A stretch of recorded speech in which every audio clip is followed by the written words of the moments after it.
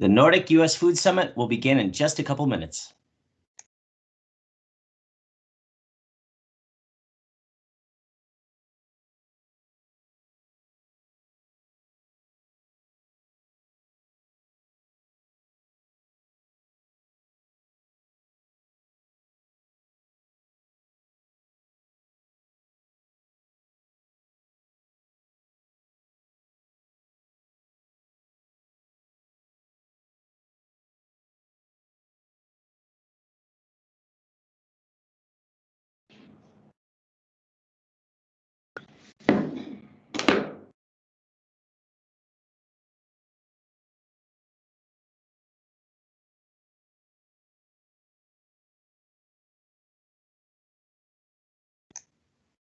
We'll begin in just a couple minutes.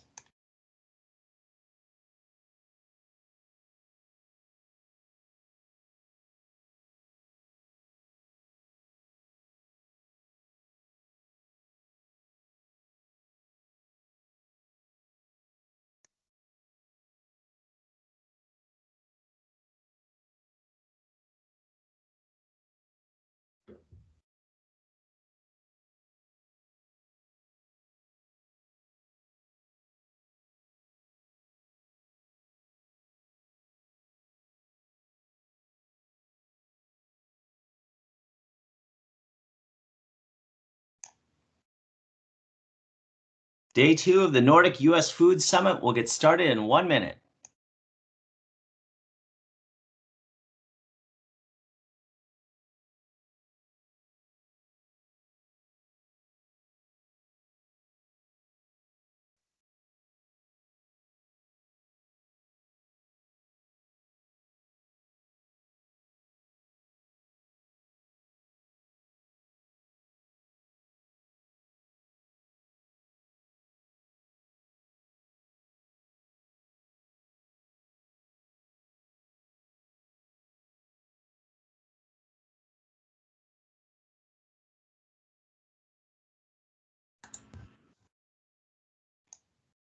We'll begin in a moment, everyone.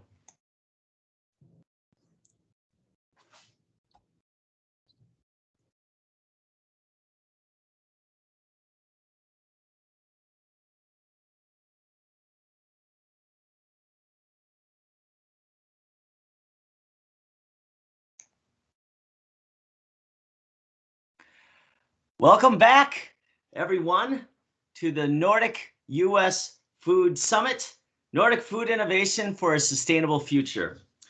We had a great kickoff yesterday, as you know, with Bjorn Osta from Oatly and the many pitches by our featured Nordic startups yesterday. And I certainly got a lot of energy and inspiration from it, and I would imagine you did as well. Now, today we have keynotes, panels, and a fireside chat in store for you by our distinguished speakers from industry, academia, and the investors side as well. And we'll explore visionary perspectives on the future of food, and experienced Nordic companies will share their best practices for success with their U.S. market entry. And a little hint to you, part of it involves getting great talent in the U.S. And we bring that to you at our fine university. Keep us in mind for that. Main hosts, together with Business Sweden and Try Swedish, the Swedish Chamber of Commerce in San Francisco, and Good Idea Drinks, we are excited to bring the Nordic U.S. Food Summit, Nordic Food Innovation for a Sustainable Future, to you all. And the summit is co-hosted by the Nordic Center at UC Berkeley, which I'm very proud to be part, Venture Catalyst at UC Davis, Sweet Farm and Snowcup, together with our country partners, Business Iceland and Business Finland. We have a number of partners and sponsors, and it's a long list, and that's a wonderful, wonderful demonstration of the collaboration that is the Nordic U.S. Food Summit. And we'd like to take time to give our heartfelt thanks to our partners and sponsors, without whom this summit simply would not be possible. Thank you to our close partners and gold and silver sponsors, the Embassy of Sweden in Washington, D.C., the Consulate General of Sweden in San Francisco, Vinnova, and Northern Lights on Food. Nix, and Danske Bank and Impact Accelerator AgriFood. Thank you also very much for support from our industry partners and sponsors, Global SF, Berks Johansson, Westwood and Wilshire, Aventure, Innovation Foods, West Wines, FTW Ventures, Gulspag, Refood, Nordic Food Tech Podcast, Sweden Food Tech, and the Nordic Innovation House in the Silicon Valley. We're very excited to have you all represented and once again showing the power of collaboration. Today's summit is, we are certain, the start of many, many, many to come in the upcoming years to catalyze innovation and collaboration between the United States and the Nordics. Now, a few housekeeping reminders for today. All attendees are muted with videos turned off for the duration of the event. The chat is enabled and questions are welcome.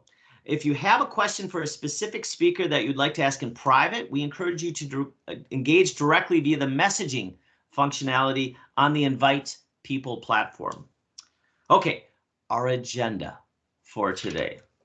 We will begin with a wonderful keynote speaker, Will Rosenzweig, from here at the University of California, Berkeley. We'll then move to a panel discussion, Nordic Food Tech Changing the World, creating a sustainable and nutritious food system for all. Then we move to a fireside chat, Talent for Impact, attracting and growing a U.S. team for success. Remember our students with that one. Then we move to the keynote, the road from 1 million to 100 million, scaling Nordic businesses in the United States. And finally, panel discussion, lab to table, disruption in the future foods R&D. To see a full list of speakers, please refer to the agenda page on the Invite People platform at any time. And now it is my pleasure and privilege to welcome someone that I have the honor to call a colleague, but moreover, my friend.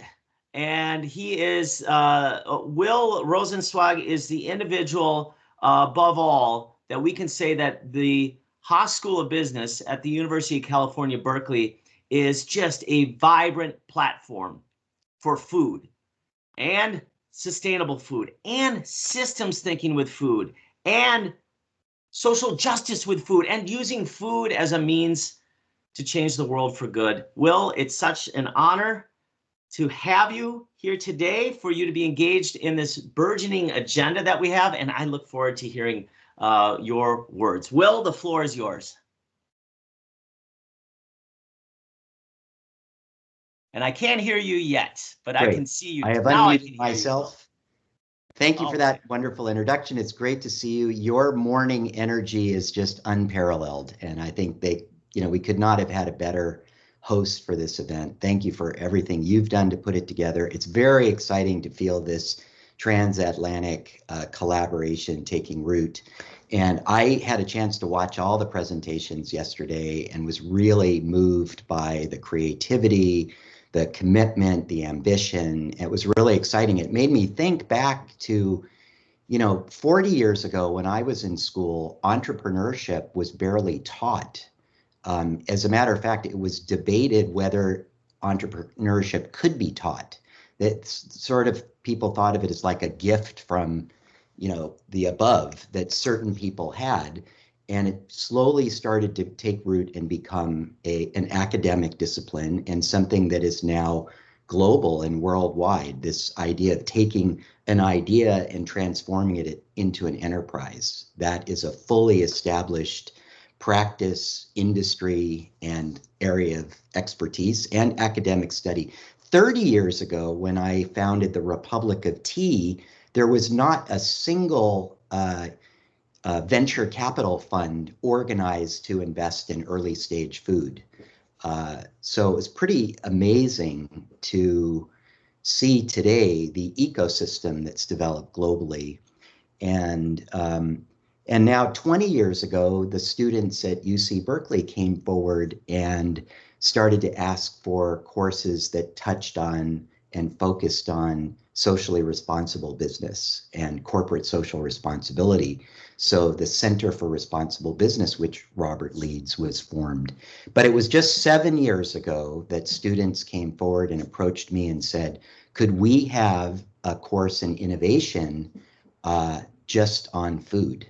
And so that's what has come to bear. And we now have a portfolio of courses at UC Berkeley. We have Food Innovation Studio, which I have to run off to lead this morning. We have a wonderful large cross-campus class called Edible Education, which focuses on systems, ethics, and change making. And then we have our newest program, which I'm most excited about. It's called Plant Futures.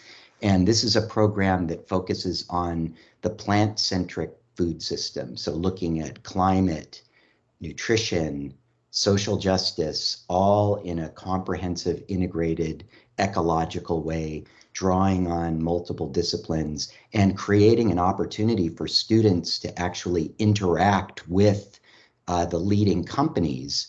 And what we've done is created a platform that links students to company challenges. So if any of you companies, as Robert mentioned, want to enlist a team of Berkeley and other schools, because we're working with 22 other schools now, we are curating these challenges.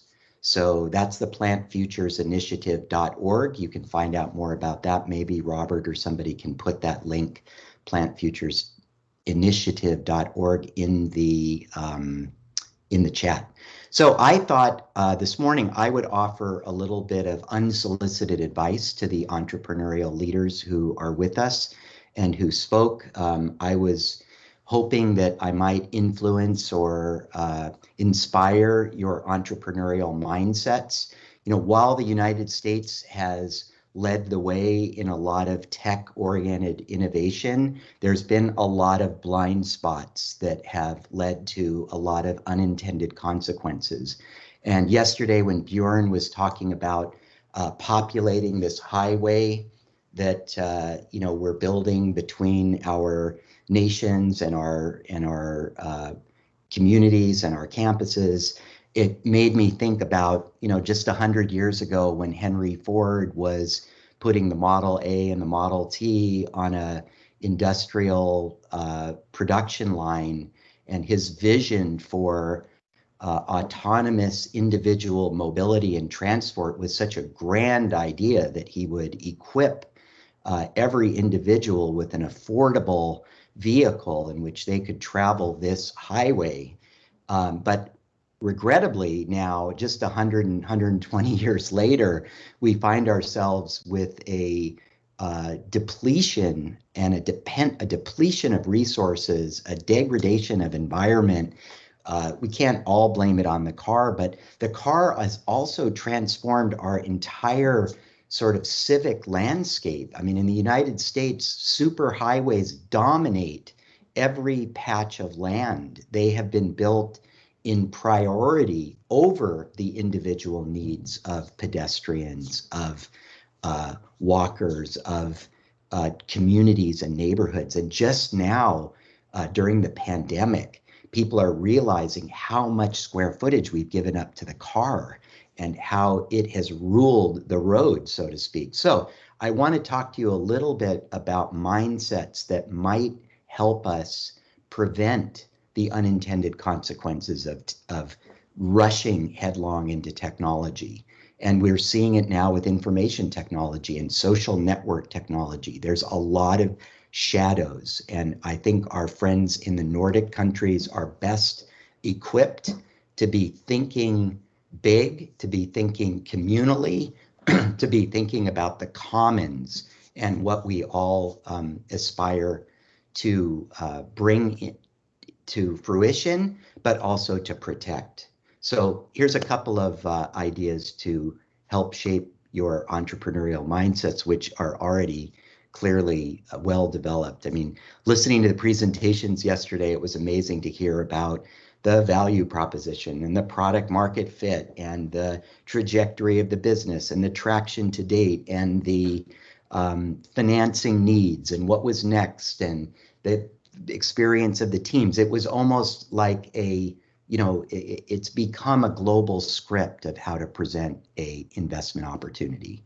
But it left out some things. So here's what it left out to me. First, it's really important for all of you to clarify and express your vision and your values, and to be explicit about those, and to be transparent about those. There are actually many competing visions for the future of food, and they are not all compatible, and they are not harmonious. And some are building wonderful, great mechanical structures which house and produce our food. Others are more attentive to the land and the soil microbiology and the opportunity to sequester carbon in soil and grow nutritious crops from soil.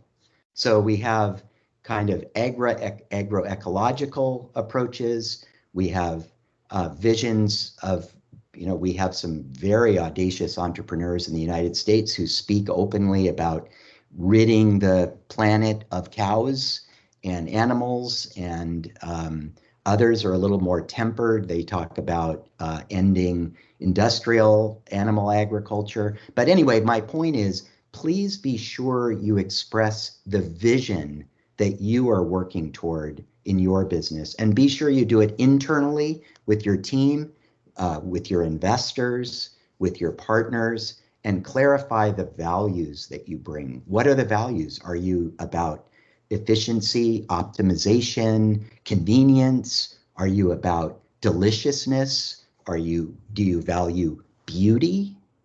Do you value nature? What is it that you value? What is it that you want to protect and preserve and amplify?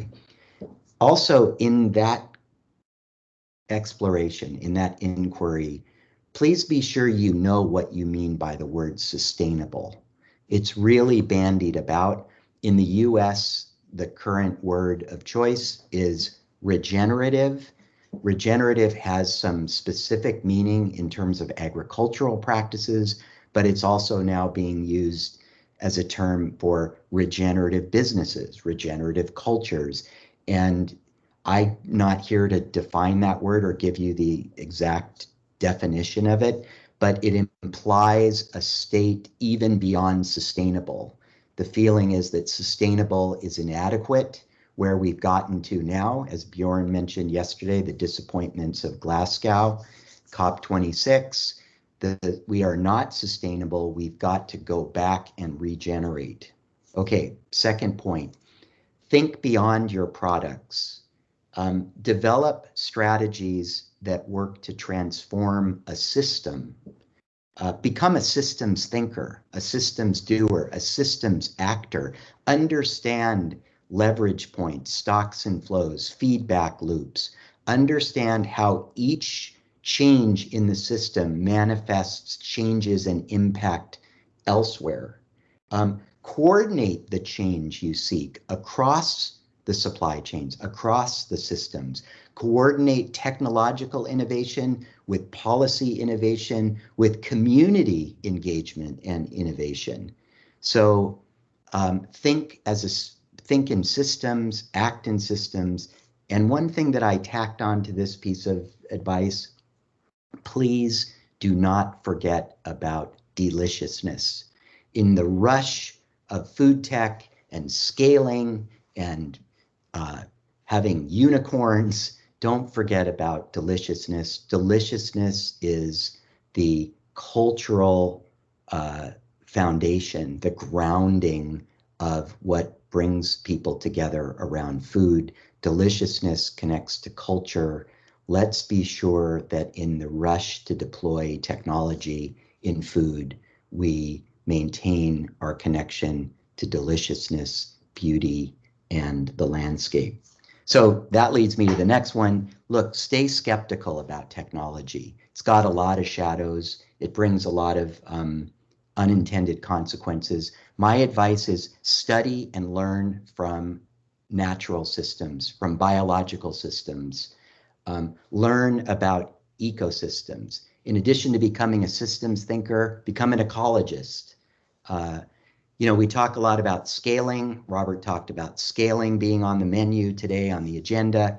Nature doesn't scale, nature replicates. So venture capitalists like things to scale because they can create exponential value from incremental cost, but natural systems don't scale, they replicate. So think about, as a food systems innovator, how you might replicate your model, what parts of it are better to be replicated rather than scaled. And please think about adopting the language and the mindsets of these biological systems. And in that mindset, I think of yourself as a steward. If you're a food systems innovator, you're responsible for a lot of things. You're responsible for people's health and well-being. You're responsible for the land and the ecology and the climate. You're responsible for making products that are going to be affordable and accessible and inclusive. There's a lot of responsibility to be in food these days. It's a heavy lift. And in our food innovation studio, it is a challenge to come up with a market-based solution that solves all of those issues at once because of the nature of very thin margins in the supply chain. So adopt a mindset of being a steward rather than a disruptor. A disruptor in food could leave a lot of people left out, angry. Look at what disruption has done in social media. It has frayed our democratic institutions and our trust in our civil society. These are very challenging and dangerous situations, and we want to avoid and prevent those. And the programs that we bring to bear at Berkeley and that we're bringing beyond Berkeley are really focused on this kind of thinking. So be rooted in relationship, not transactions. Technology is really great at optimizing transactions, but food and life and culture and beauty and connection are really about relationships. So as you populate the superhighway that Bjorn mentioned yesterday between our US communities and the Nordic communities, let's think about cultivating long-term meaningful relationships. This takes time, it takes commitment, it takes focus, it takes persistence. It doesn't happen overnight. It doesn't happen with one email. It actually also happens with showing up. One of the greatest lessons I ever got in the Republic of Tea days was I had identified a tea that was made in Hamburg, Germany. It was a tea that was imported from China and India and blended and then scented and flavored with this beautiful natural mango and peach flavor. And I tracked it down. I had originally bought it in London, but then tracked it down to a trading house that had been there for 120 years in Hamburg. And I wrote a fax to the man there. I remember him very vividly. His name was Peter Kuhn. And I said, I want to buy your tea and I want to sell it in the United States. And he wrote me back very kindly a fax. For those of you that remember what faxes were, he wrote me a fax and said, sorry, thanks for your interest, but we don't sell our tea to people we don't know. And that was a huge lesson to me. I had to get on a plane. I flew to Hamburg. I showed up. I explained my vision for the Republic of Tea, what I wanted to do, how I wanted to start a tea revolution that inspired people to live life sip by sip, not gulp by gulp. I wanted to create a state of tea mind for our citizens. Anyway, he loved the vision. He loved the values. He became a partner in the business. And that relationship is still now 30 years in existence. So it takes time to cultivate. It's helpful to adopt the mindset of a gardener rather than as a disruptor. Can I say one more thing, Robert? I know you've got to cut me off, but here's my last piece of unsolicited advice. Beware of the hyper-aggressive, fast-paced, impatient expectations of conventional venture capital. All it will do is perpetuate this food system that we currently have. it's not interested in transformation. It's interested in short-term returns. Now, there are exceptions to that, but be very careful about buying into the dream of scale and unicorns and fast exits. It takes 15 years to become an overnight success in food. Ask Björn, more than 15 years. I've been there too. So be patient, be persistent, be committed, and travel with an open mind and an open heart. Thanks for having me this morning, Robert. It's been a pleasure. Will, beautiful, insightful sentiments, and just all the more reason, you know, as we've had these conversations over the years, and I've just been, Will, the Nordics, it's this mindset that you're expressing. And when you talk, Will, you always talk in terms of systems. And systems are fundamentally so much about connections. And those connections can very much be and should be human connections, relationships. And you mentioned Henry Ford, and I think what a great exemplar of American capitalism. And he said, you know, when I'm through, just about everyone will have one, referring to the car and the consumerism and the quantity and the more and more in scale. And I can't help but juxtapose that to a Nordic mindset, and that was the father of Denmark is often referred to as NFS Grundtvig, who is a pastor from the 1800s and helped to found modern Denmark. And one of his quotes that he ended a poem with, and it said, "We will have achieved great riches when few of us have too much and even fewer too little." That is about a societal connection and how we can do more together. And it's not about a quantity, more, dominate, but how do we do well together and do well together with this earth as a steward? And that is about a mindset. And I think that this is also, you mentioned this word that we need to talk about more when we have these conversations. You talked about threats to our democratic institutions. And this is part of that mindset, is we need a democratization, not a concentration of power where the very few chest pounders are the ones who, but a dispersion of power, more voices at the table. Oh, Will, I'm always so inspired and just reminded of the great connections and opportunities we have between the Nordic region and the work that you're doing here in California and all the folks surrounded in your ecosystem, Will. Will, thank you so very much. Pleasure. Thank you, Robert. And I now have the pleasure to shift to our first panel. And our first panel is Nordic Food Tech, Changing the World, Creating a Sustainable and Nutritious Food System for All. And Marie, our kind moderator, I'd like to turn it over to you. Please, Marie. Thank you so much, Per. And what a great introduction to our panel. This has been super exciting and great keynote. We are here. I mean, this is the first panel of the day. I'm very honored and excited to get to lead this conversation with this truly impressive panel of 4, who I will shortly introduce. And I'm particularly happy actually to get to pick the brains of these 4 people around this topic of Nordic food tech changing the world, creating a sustainable and nutritious food system for all. I think you will hear from all of them that they are thinking deeply about these issues that Will brought forth as well, around the complexity of the food system and the role of food tech in changing the world for the better. And just a few words about myself before we jump in, introducing the panelists. I worked previously, I have a Nordic connection because I worked at the Nordic Council of Ministers on a project called the Nordic Food Policy Lab, working quite a lot on policy innovation for sustainability.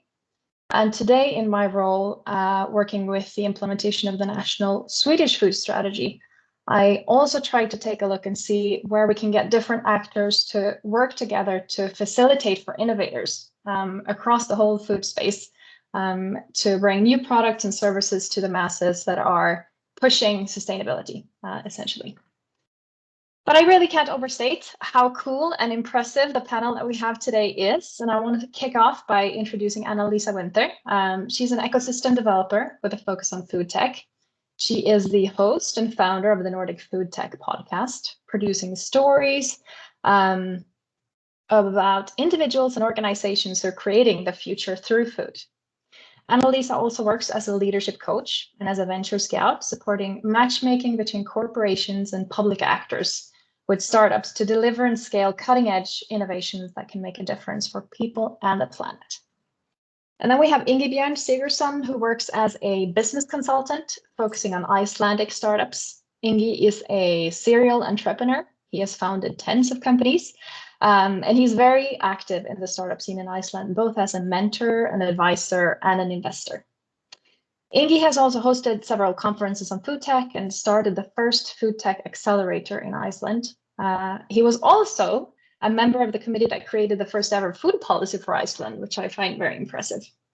And currently he's the chairman of the board of the seaweed farming company, Eldi Aqua, and he is working on projects around geothermal energy and food.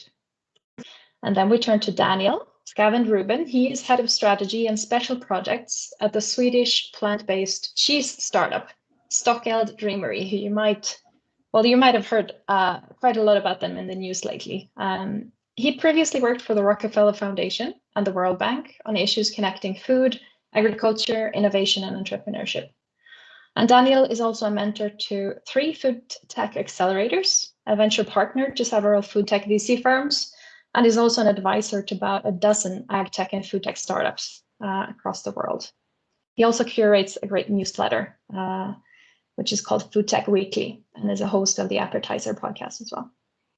Finally, Lauri Reuter is a scientist turned investor and one of the founding partners of Nordic Food Tech VC.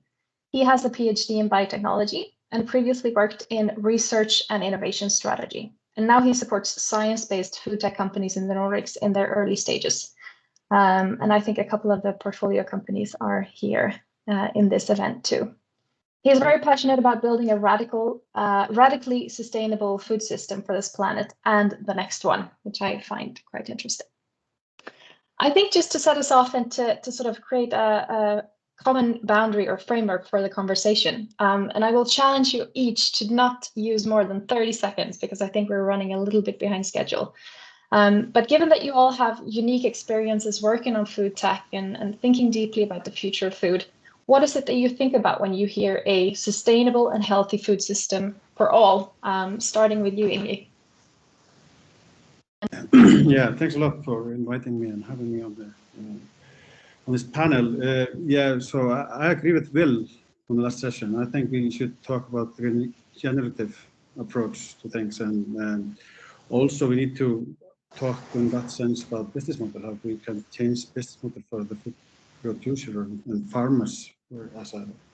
So I think we need to start from that, and then we need to talk about who is all and like what is health.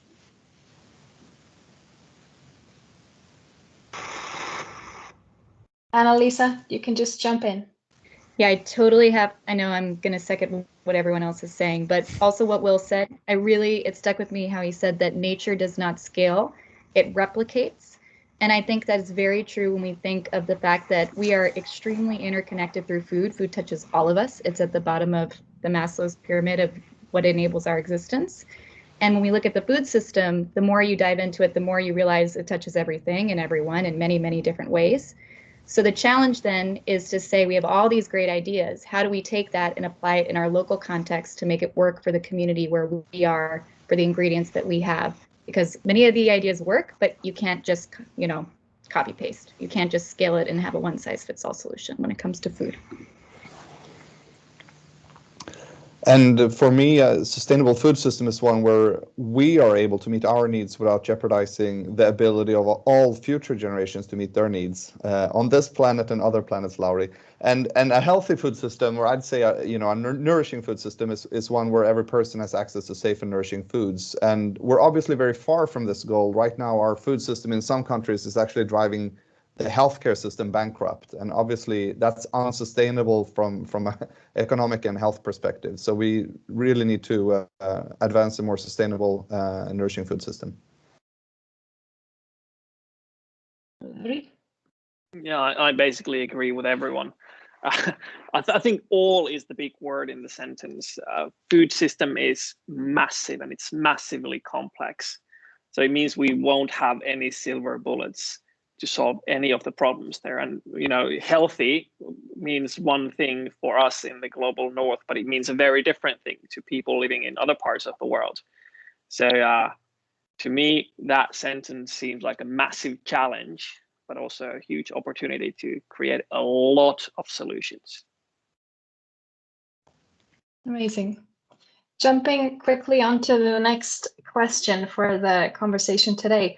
What is it that you would use to describe the Nordic food tech scene at the moment? Is there something that you feel, maybe through the work that you're doing, is it something that really sets the food tech companies apart, the Nordic countries apart in a global perspective?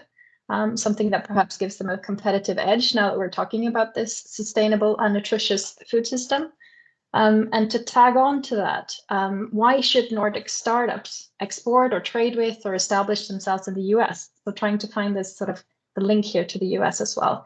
And why should American actors, be it startups, researchers, corporates, or investors, care about what's happening here in the Nordics? Ingi, maybe you want to start. Yeah, so I live in Iceland, which is like quite far from the Scandinavian countries in a way, and we are such a tiny nation, but our strongest export is still the seafood industry, and we have been able to fish and sustainably, at least as sustainable as we can.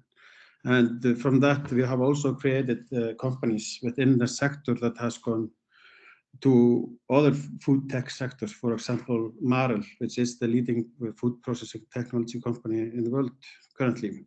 And although they have the roots here in Iceland, the biggest market for them is like the meat sector in the United States, for the poultry, for example.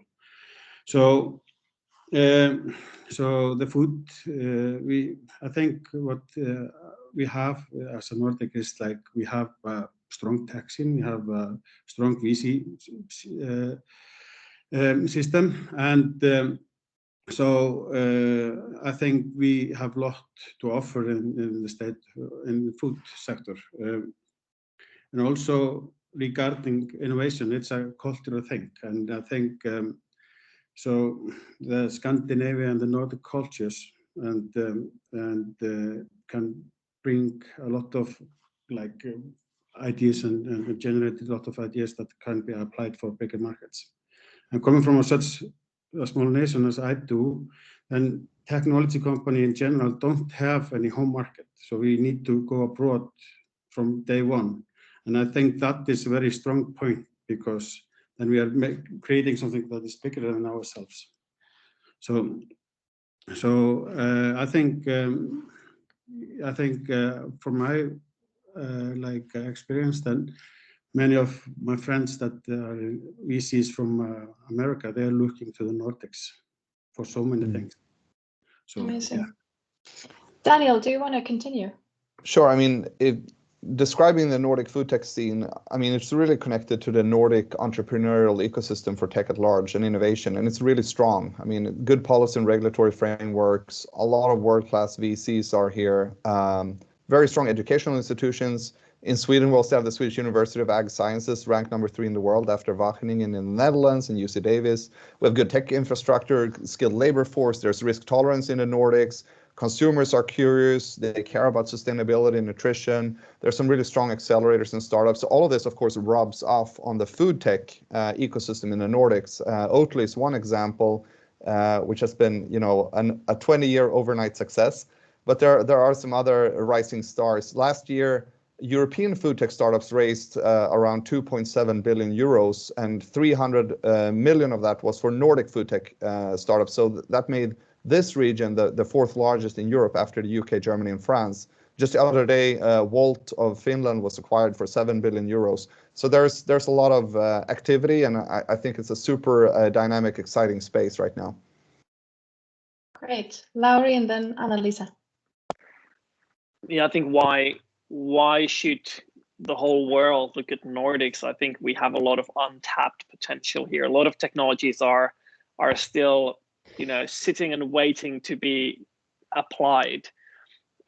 So I think we will see a lot more coming out of Nordics. But I was thinking one specific reason why Nordic companies should go abroad and why Nordic companies should go to US, for example. I mean, very specifically when it comes to biotech heavy companies that make things that would be considered as novel foods here in Europe, or even GMOs here in Europe.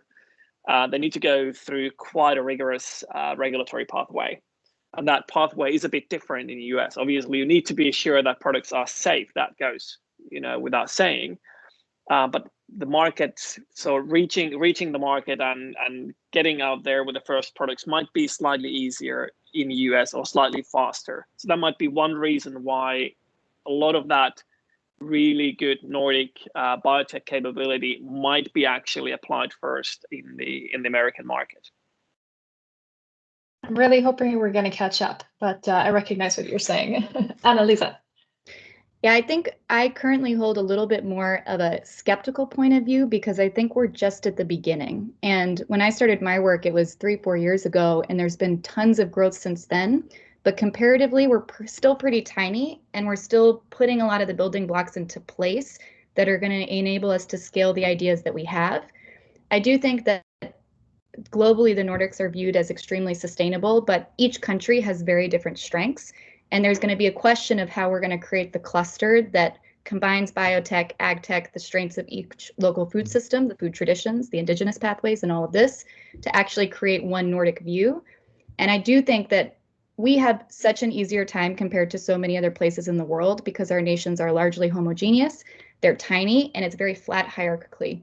So you can reach, I have met ministers before just by writing an email. In many countries, there's no way you're getting into the office of a public official if you don't have a lot of connections.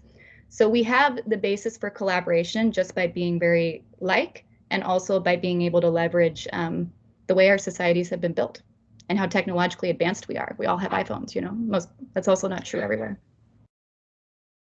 Great. Anna-Liisa, I'm going to have you write all my emails after this. Continuing, Daniel, given that you have experience both working in government with sort of export-oriented projects, you've also worked at a science-driven philanthropy, the Rockefeller Foundation, and your role also now as not just an advisor to a range of food tech startups, but also the head of strategy at Stockeld. What is it that you see as the role and responsibility of the private sector, sorry, building back a little bit onto the keynote before as well by Will, sort of the private sector's role in delivering this change that we're talking about a sustainable and nutritious food system for all. And what do you see as the kind of most beneficial interplay between private sector policy, science, and people going forward? It's a big question, but I'm sure you can answer it quickly.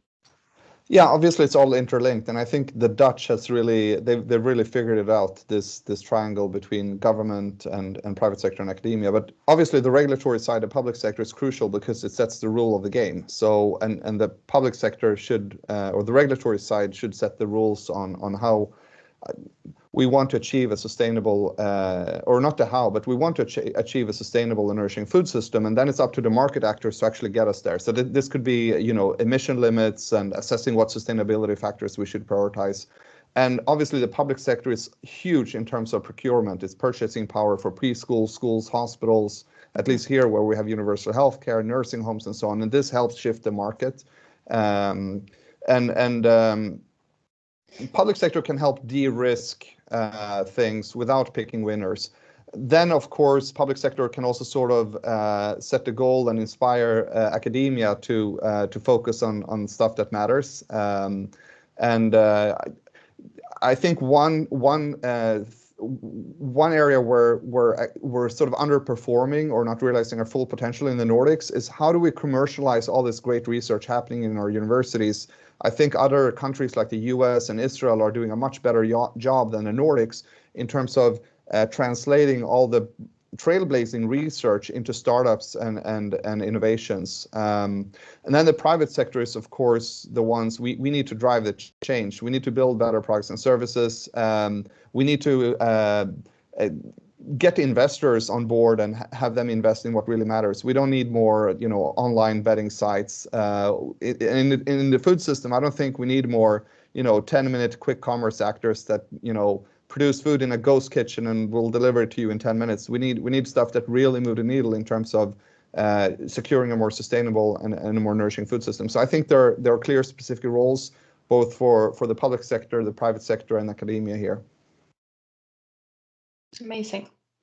Annalisa, continuing with you, through your podcast, the Nordic Food Tech Podcast, you've really contributed not just with a kind of behind the scenes perspective by interviewing all these amazing leaders in the Nordic food tech ecosystem, but you've also really driven home a message about, having to use food as a force for change and how that requires collaboration across sectors and so on. Given what we're talking about here, the kind of DNA of Nordic food tech companies, what do you see as the main collaboration opportunities ahead now, really to create a large-scale impact for better food system? I can go. Go ahead. Yeah. I was like, so much to say. One, I think what Daniel said totally, between public, private, and academia, a lot of these people still have never been in a room with each other. And that's both in a national level, but also on a pan-Nordic level. That, like, where's our conference? Where's our meeting of the minds? Where's the thing that really brings these people together and has a diverse point of view dialogue, or even the manifesto that we write together? We've seen that within the different tech industries. But again, this is very new. Like, there's so much focus on this. And even in the last couple of days, I've seen all these articles about COP26 and the fact that food was not an integral part of that. It was not big on the dialogue, but it's 25% of climate emissions. So we have so much work to do. There's so much potential. I think this is the most exciting space to work in.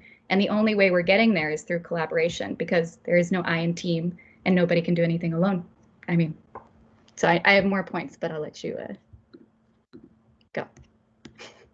Yeah, just as a follow-up, what would be the kind of first steps you think? So how do we get started building these connections? What is it that it would take to kind of get there, to make these actors sit in the same room or have conversations with each other? I think very much what Will said, of every company, and this is also when I do coaching, a lot of what I work with, and even in the podcast, is one, what is the vision that you hold for the future food system in 10 to 15 years? And then if we aggregate that, what's our collective vision? And if we go below that, what are our values that ground us in terms of how we're going to get there, how we're going to guide our cooperation, and how we really think to work? I just did a podcast with the Iceland Ocean Cluster, and they had a model of saying, where are the low-hanging fruits? So if we just look at our waste streams when it comes to creating a circular economy, then I have something extra I don't know what to do with. What is it that, who can I collaborate with that can make a value out of that we waste nothing and we move in that direction? Similarly, I know that the CEO of Yara, who is one of the largest plant nutrition companies in the world, he has a KPI where he literally looks at the calendar of his employees and himself and says, how many external meetings do I take every year? So how much are you working just internally in your organization versus actually measuring how many people you're speaking with outside? And I know that so many people in whatever job you're in, you're busy. Like, you have your blinders on. Your work is a full-time job. You have a family, you have a private life. There's other stuff. That connecting can feel like a lot of work. It can feel like a second full-time job. And I do think we need more facilitators whose role it is to cut across and bring these views together. And I'm so glad to be on this panel with everyone here, because it's very much what they do in their home countries. And they're doing a lot to help to build this ecosystem and really put the silos together and the pieces together. Amazing. Larry, do you want to come in quickly? If I can just jump in, I think in the Nordics, and especially in Finland, we have been really good at keeping academics and the industry separate. So they would have nothing to do with each other, sort of keeping the academics very pure and clean. And I think we should kind of get past that and start putting those people in the same room. that would really be helpful. Just getting them having those meetings would be huge. And if I can build on that, I think it starts as early as university when we talk about early stage technology, and oftentimes public funding goes into that. But we have a lot of work to do in terms of building up the funding structure, that you have early money and then we can support growth companies later on. Because right now there isn't a lot of big money going into food still. You do have to look abroad, and we haven't totally set up those funds we need. And I know they're happening. I've heard word that like people are kind of getting the idea we need a lot more money to support biotech and ag tech and physical products and this and that, but it's still not good enough. Okay, moving forward, Larry, you are working with the Nordic Food Tech BC, which has an explicit focus on Nordic and Baltic companies that are aiming to renew the global food system. So a kind of clear purpose here. And it would be super interesting to hear, because we're talking a lot about investments here. We're talking about food tech. What's the future? So hearing some of your forecasting. So if I give you a crystal ball, what is it that you see from your vantage point? As someone who has invested both in the groundbreaking research of food tech, but also thinking a lot about future consumer trends, etc., and trying to communicate those to different audiences, how these fit together. What are some of the most promising emerging areas of food tech that you might think can revolutionize what we eat and how we eat in the long term, and how should investors evaluate their potential? So these are the visions that Will was asking for, right? I think there is many, and I think they are not contradicting each other so much. They're actually all building the same big food system. I think one interesting thing is happening in agriculture, in the what we know as agriculture, farming fields.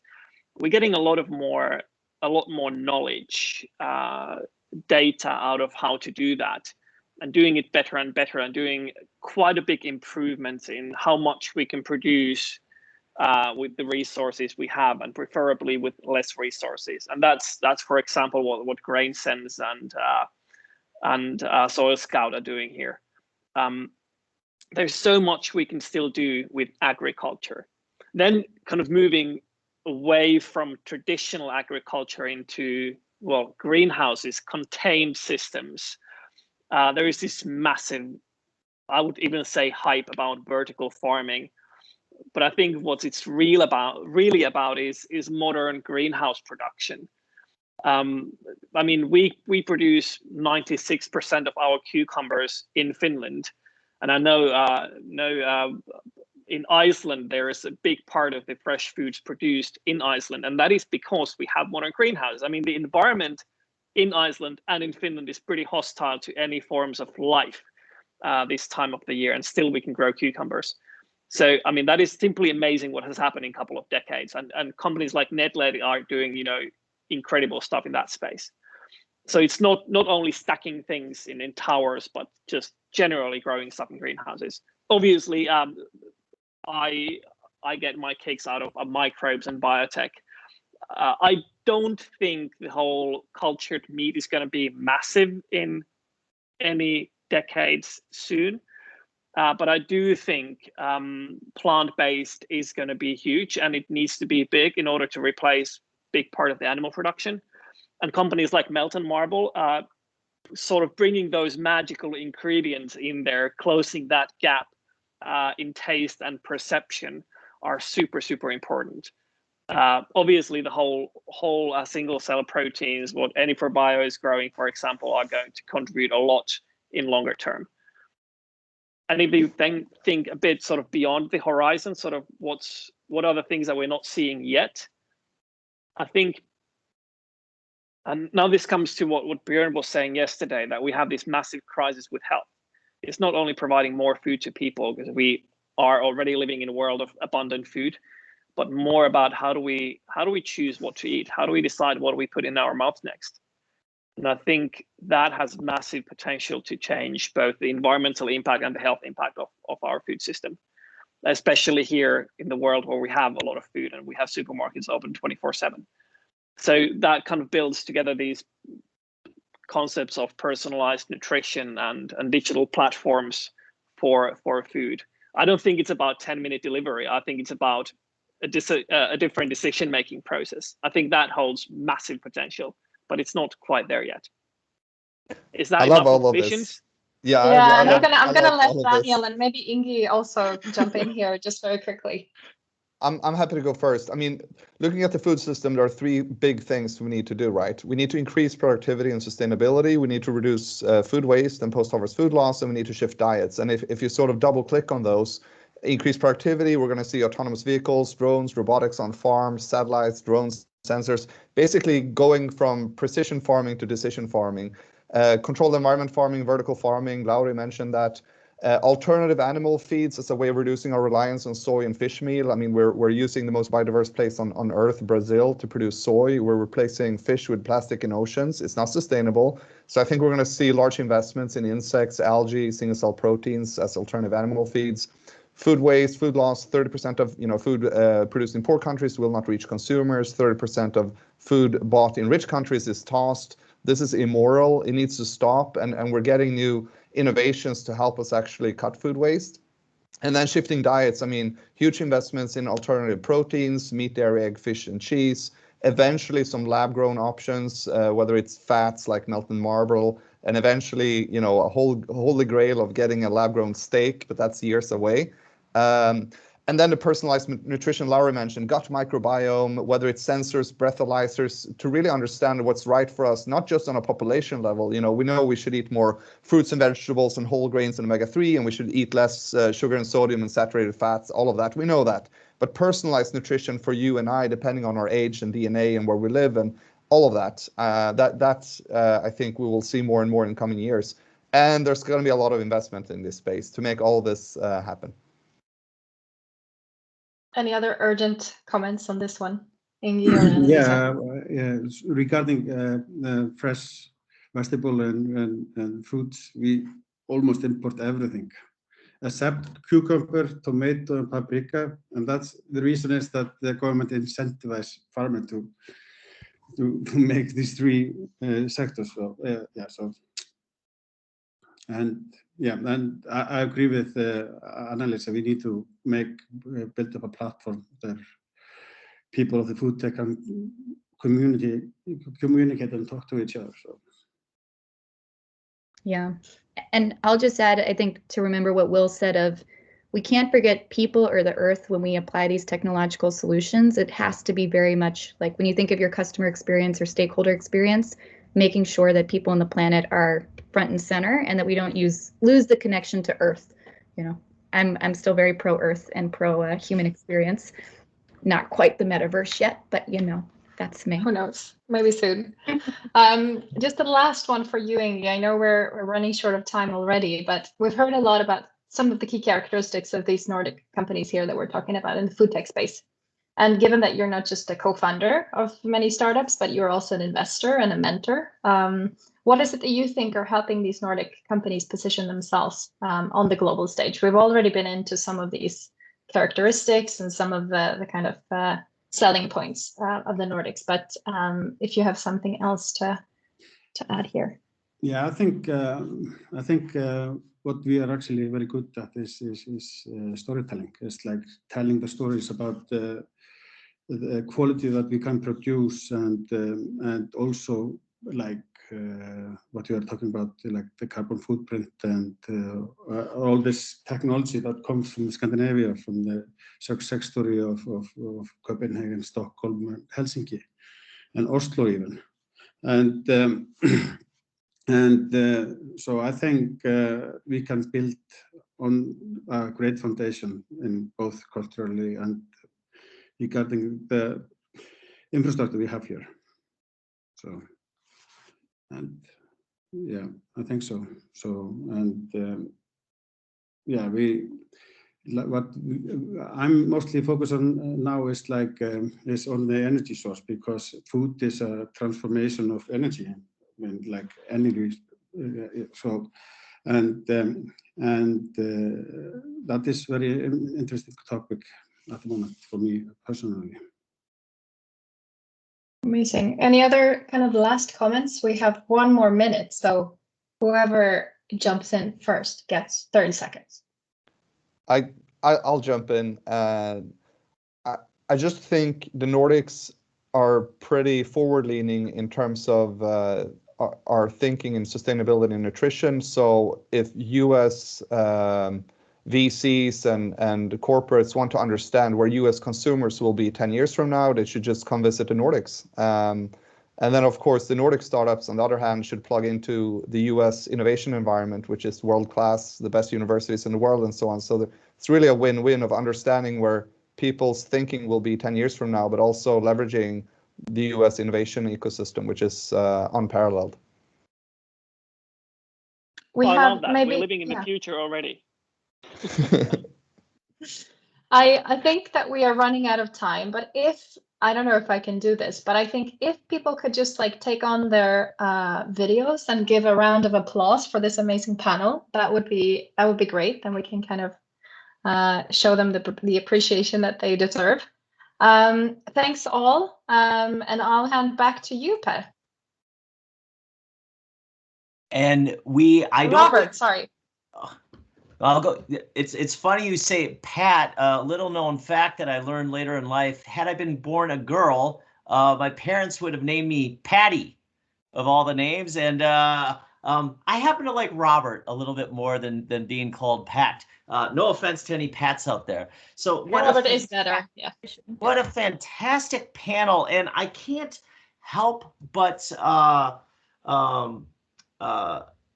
just feel the connections and oftentimes how you're referencing Will's comments here and drawing through, and Will referencing Bjorn's and tying to the great offerings from all the pitches that we saw yesterday, which just speaks to the connections that we feel and the mindset that I think that many of us share here. And I heard Annalisa offer one of many wonderful comments from that panel, but I just want to highlight it. It's just the need for a place, a platform for the public, private, academics. You know, where do we come together was the question that was posed that I heard. And I think we're building that here. And as we look ahead to next year, and when we can be in person together at the University of California, Berkeley, I think that you've just planted a wonderful seed of a call to action for us to ensure that we have also the policy folks in the room. And I know, based on conversations with a number of academics across UC Berkeley, and I can imagine, of course, with our collaborators at UC Davis and across the UC system, that we'll be bringing more of the academics into the conversation also. So let's see this Nordic US Food Summit. That can be that platform. We can be that platform. So thank you so much. What a wonderful panel.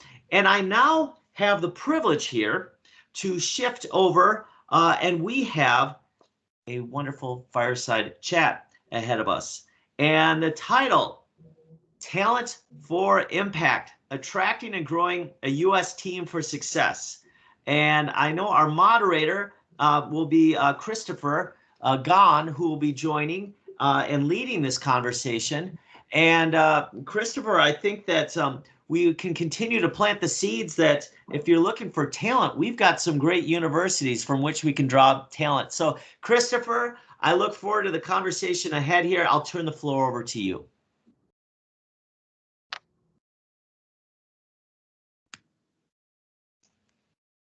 And you may need to hit that unmute right away, Christopher. Right. Sorry. There we go. Robert, imagine. No, it's. I thought it was controlled from the other people here. But thanks so much, Robert. Really appreciate what you said here. And thanks so much for inviting me, first of all, and a special thanks to Björn Öster, who introduced me to this great event. And my name is Christopher Gahn. I'll just introduce myself briefly first to this fire chat, and I'm the moderator. And today, as Robert said, it's about talent. And I have the pleasure to work with talent from two perspectives. Firstly, I'm a partner at Nordic Minds, which is an executive search firm.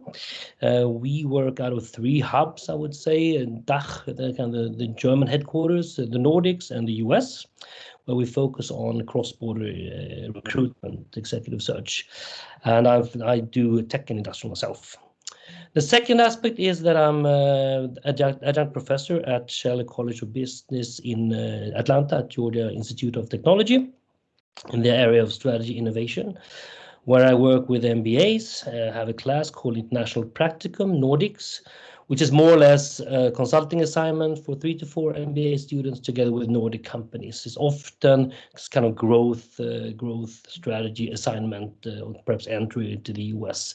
So if anyone listening to this is interested in joining and participating in my class next spring, please feel free to reach out anytime. But with me today, I have Mona Vaupel, Chief People Officer at Too Good To Go, and a company committed to save the surplus of food in the world. And we have Andrea Tegstam, Director of International Practice and Executive Recruiter at Westwood and Wilshire. So I'll let them introduce themselves, and start with you, Mona. Thank you, Christopher. Great to be here. I'm Mona. I'm the CPO of Too Good To Go. We are an almost 6-year-old company fighting food waste. We have origins in Denmark, and we're currently in 17 markets and also in the US.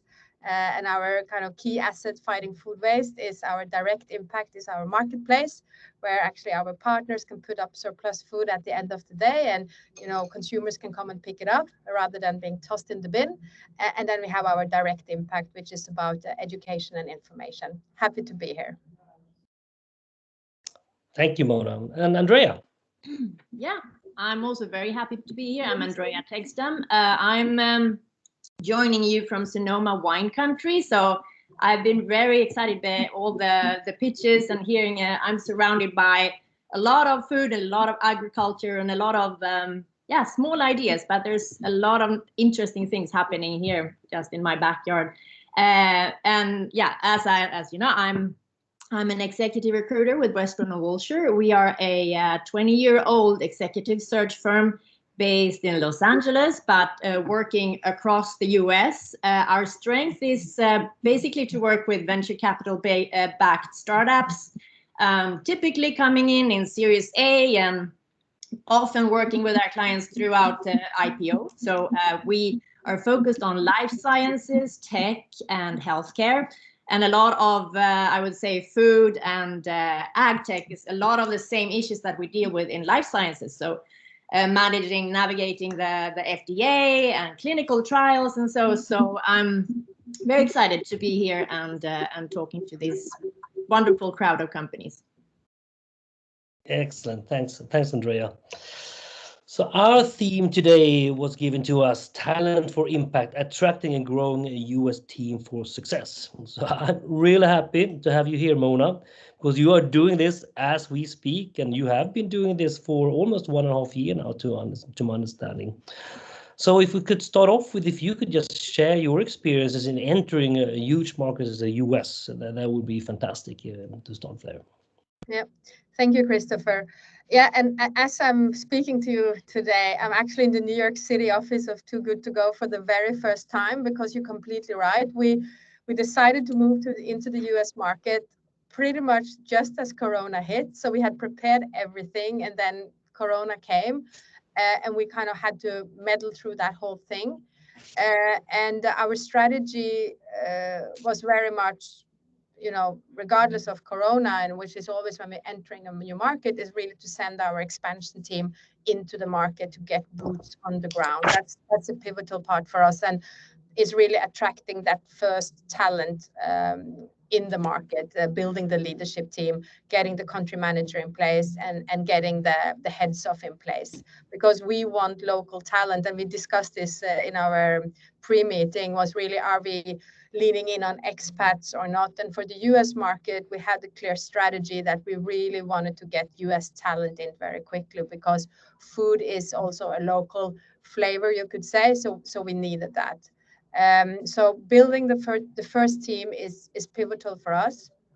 We just happened to do it with Corona in the background, which gave some challenges, but we have a strong mission and a strong purpose that has enabling us to attract some really awesome talent here in the US. And then from there, the first thing is, again, our values, our narrative, our mission is kind of the selection criteria when we're looking for talent. That said, it's also been, coming from a Europe-based culture. We are in 15 markets in Europe. US was sort of our first North American entry. There's been a ton of learning on the way, I could say. Absolutely. And I think you mentioned expansion team. Well, often when I get the question from the student, should we go with an expat? Should we, or even clients in the Nordics, expat versus local? You brought it up here as Mona as well. But can you elaborate a little bit on the expansion team? But that's I'm curious of that. Yeah, it's proven very successful for us with our expansion team, because we know that when we're starting up Too Good To Go, we really want to build on all the knowledge that we have accumulated in markets that we've been in. So our expansion team is our chief expansion officer and really seasoned people from Too Good To Go. We've been alive for 6 years, but who's been with on the full journey, tons of learning.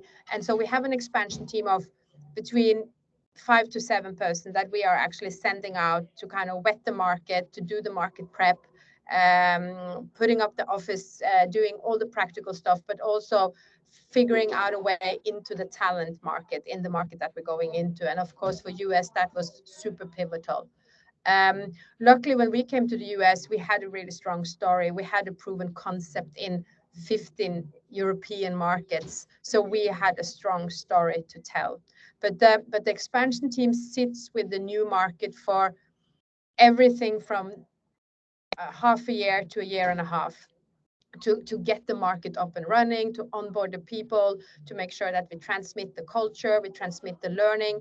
We are a scale up, so we of course want to drive efficiency into the model and learning into the model when we're going into a new market. So that's really the expansion team's sole purpose, is really to get the learnings, get the knowledge, and also they've been really, they accumulated knowledge in figuring out what talent works with Too Good To Go. What is it that we need to look for when we're looking for that talent that are actually helping us establish a new market. So that's our expansion team. Excellent.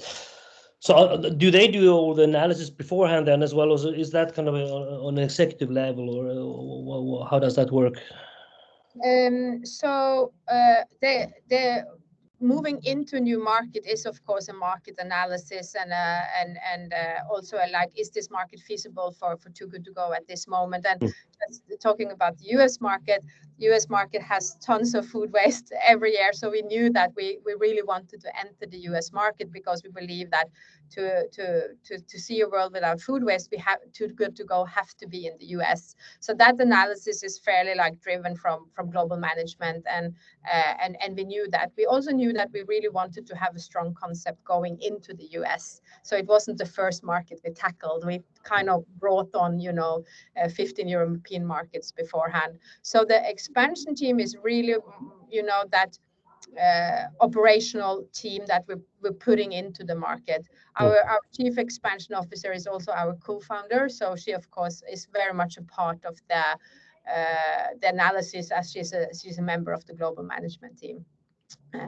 But I would say the key capability of the expansion team is really crystallizing the culture, finding the first talent that are going to help us build the market, and then from there, start scaling it with already proven assets and already proven capabilities from our European operations.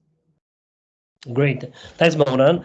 And turning to you, Andrea, what are your experiences working with clients from many different countries, to understanding at least, and cultures and industries, supporting them establishing a US team, perhaps with or without an expansion team set up from the start?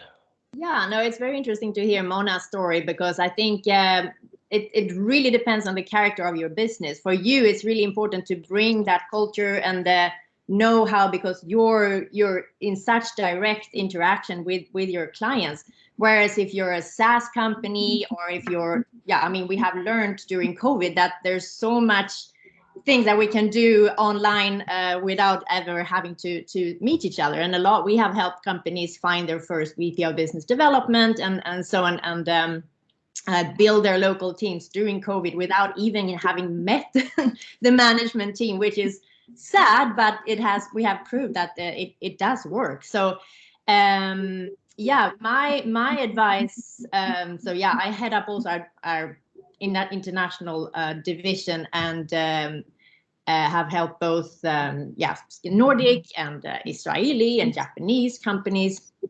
I think the key thing to bear in mind is that it's a very expensive investment to find, especially executive talent here. So it's nothing that you can take easy. You have to be prepared for this investment. Have to have done your analysis. I know for a lot of companies, especially with the FDA, the US market might be easier than to conquer the European market, but it's also, especially when you're hiring executives, it's a very fierce talent market, and talent is expensive and talent is fluid. So making your voice heard as a new startup coming to the US is not easy. So we take pride in my team at Entrepreneurial.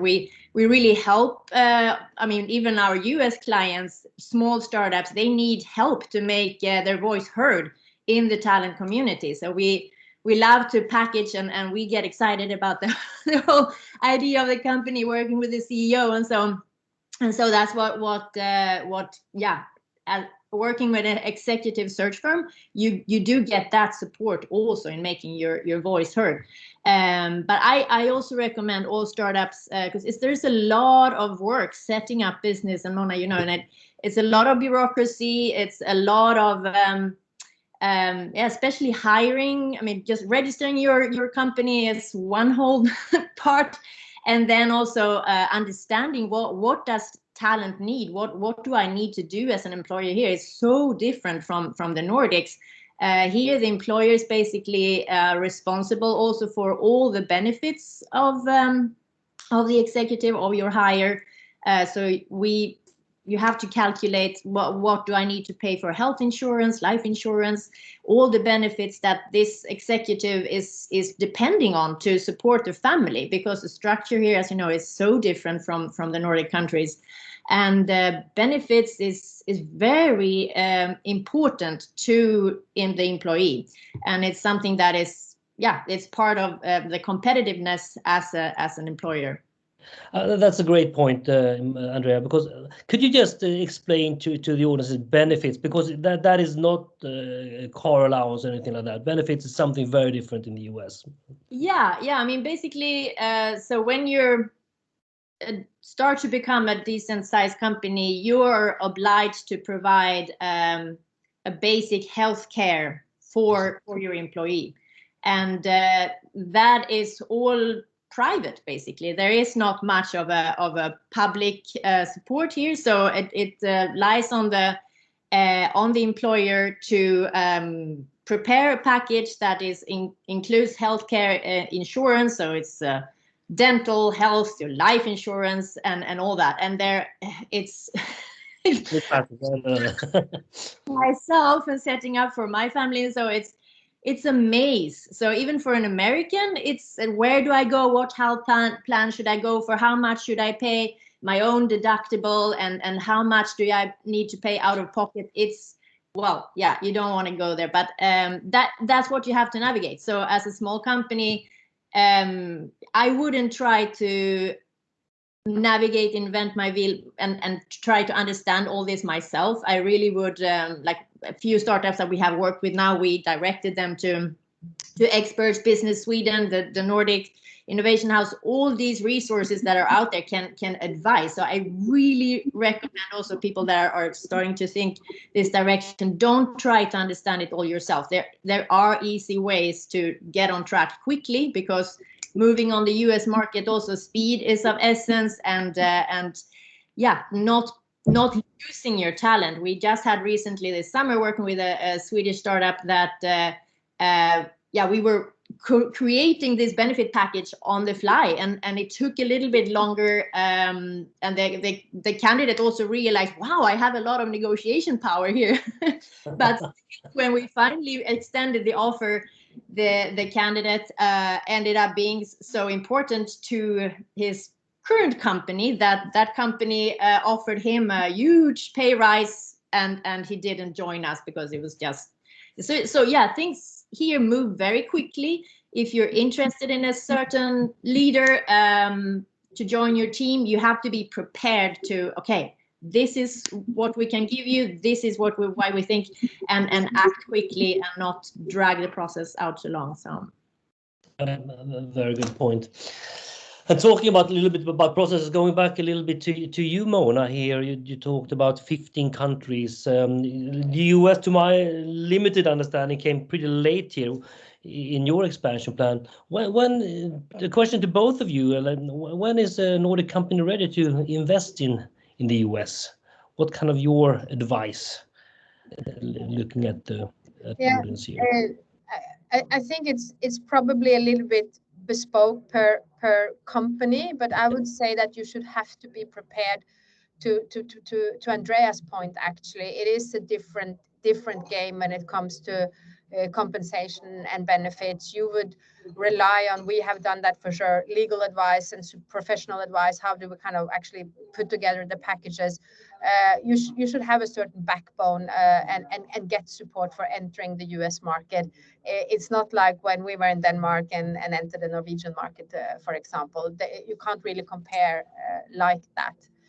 And the other thing that we were reflecting on in our management team when we decided on US was really, do we have a proof of concept that we can scale in the US? And our first kind of going in position was really to prove the concept in US, because, you know, we kind of were humble enough to really have the position that what worked in Europe, we needed to make sure that, you know, can it work in the US? Because it is a different social toll and it's a different structure, even though they have tons of food waste here in the US, of course. So those were the two things that we wanted to be ready, both from a market solution product fit, but also that we could actually take on the liability we do when you're putting up a business in the US and doing that in the right way.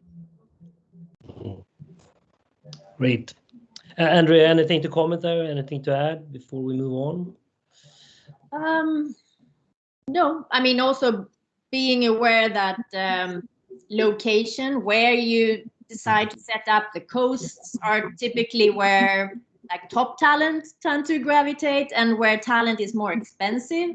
There is hubs all across the US, you know, where maybe it's cheaper to set up business, but it's harder to attract top talent. So also when you establish yourself, keeping those things in mind. And also I wanted to highlight, I was thinking this morning that we you know, our Nordics, we love to go abroad and travel, and so but we might not be so used to moving for a new employment. Here in the US, my feeling is a lot of my colleagues, they are complete nomads. They have maybe moved 10 times from different states and trying new things. So don't be afraid to reach out to talent that you think that you really like, but they may be not where you think they should be.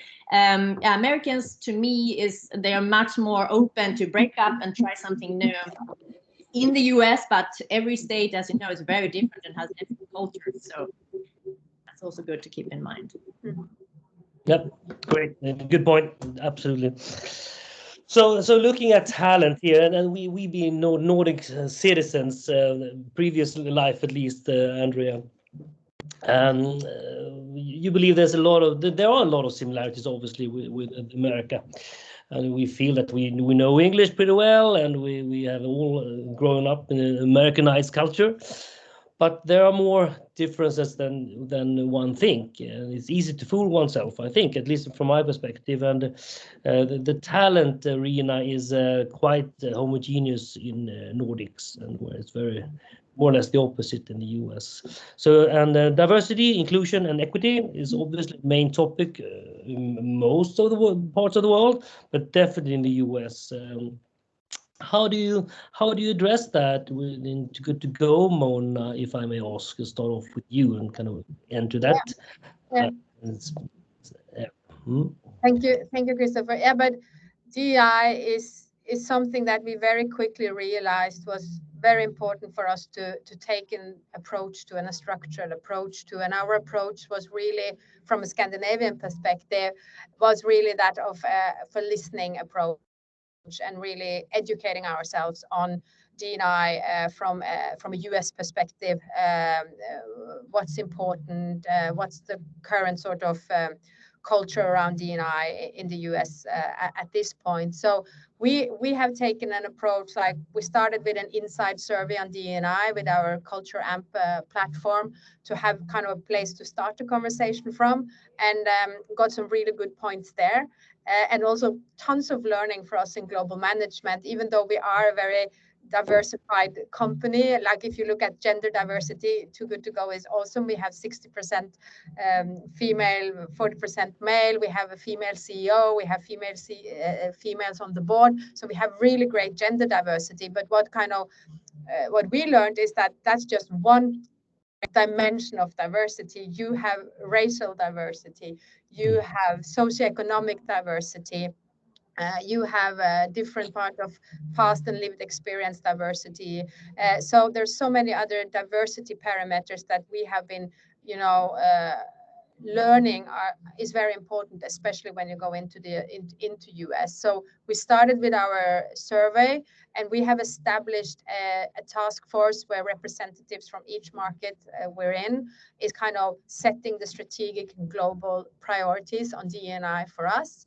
And from a global management perspective, we have education of leaders as one of our top priorities, because we just realized that this theme is like, you can't really come with like an executive plan for it. You have to come with humility. You have to come with the notion that not being diverse isn't enough. You have to be inclusive as well. You have to foster an inclusive environment where people can come feel to a safe space. It's so important. And so educating our leaders, putting that up as target for our leaders, that they educate themselves in this. We're doing extensive training and revamping our recruitment processes on privilege and bias training. And we're also investing a lot in local initiatives, because we also believe that there is very different culture and needs in different markets. So we also have that autonomy. But it's a pillar in our strategy, and something that we're also reporting on as a B Corp certificated company. But that's great. And do you feel it's a strength in your attraction of great talent in the US and perhaps the rest of the world as well? Do you feel the effect of it, so to speak? Yeah, I believe that for us to be competitive from a talent perspective, we would need to have a voice and a perspective on what D&I is it for us in Too Good To Go, and it needs to be attuned to the societies where we're present. So it means that, of course, it needs to serve the purpose of us as a business, as a B Corp, but also to the societies where we're represented. So for sure, and we are already, as we are going to the market now, we're actually putting some of our key D&I assets into the way we attract people to talk about, like, this is how you will experience we work with DE&I, and we've gotten really good feedback on that. But we still have a way to go, honestly. We probably have biases we need to work with in our leaders. It's quite natural, we know what we know, but we don't know what we don't know, right? So I think, but our approach, that we have this very open approach to it, and full CEO attention and global management, that's really powerful for us as we attract talent.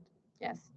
That's great, thanks. And super, Mona. And Andrea, when you talk to clients outside the US and then we're going to enter, do you bring up proactively in this area, or how do you work with them? Yeah, I mean, so in our company, we actually created last year a new division that is explicitly working on DEI and helping startup leaders get it right from the beginning. Because in the US, this is something that is it's permeating the whole society. And like you say, Mona, you have to be living it as a leader. You cannot just be speaking, you have to walk the talk, and you have to be explicit, because otherwise you're not going to attract the right people, and you're not going to be able to build a workplace where there is belonging, where there is equity and inclusion.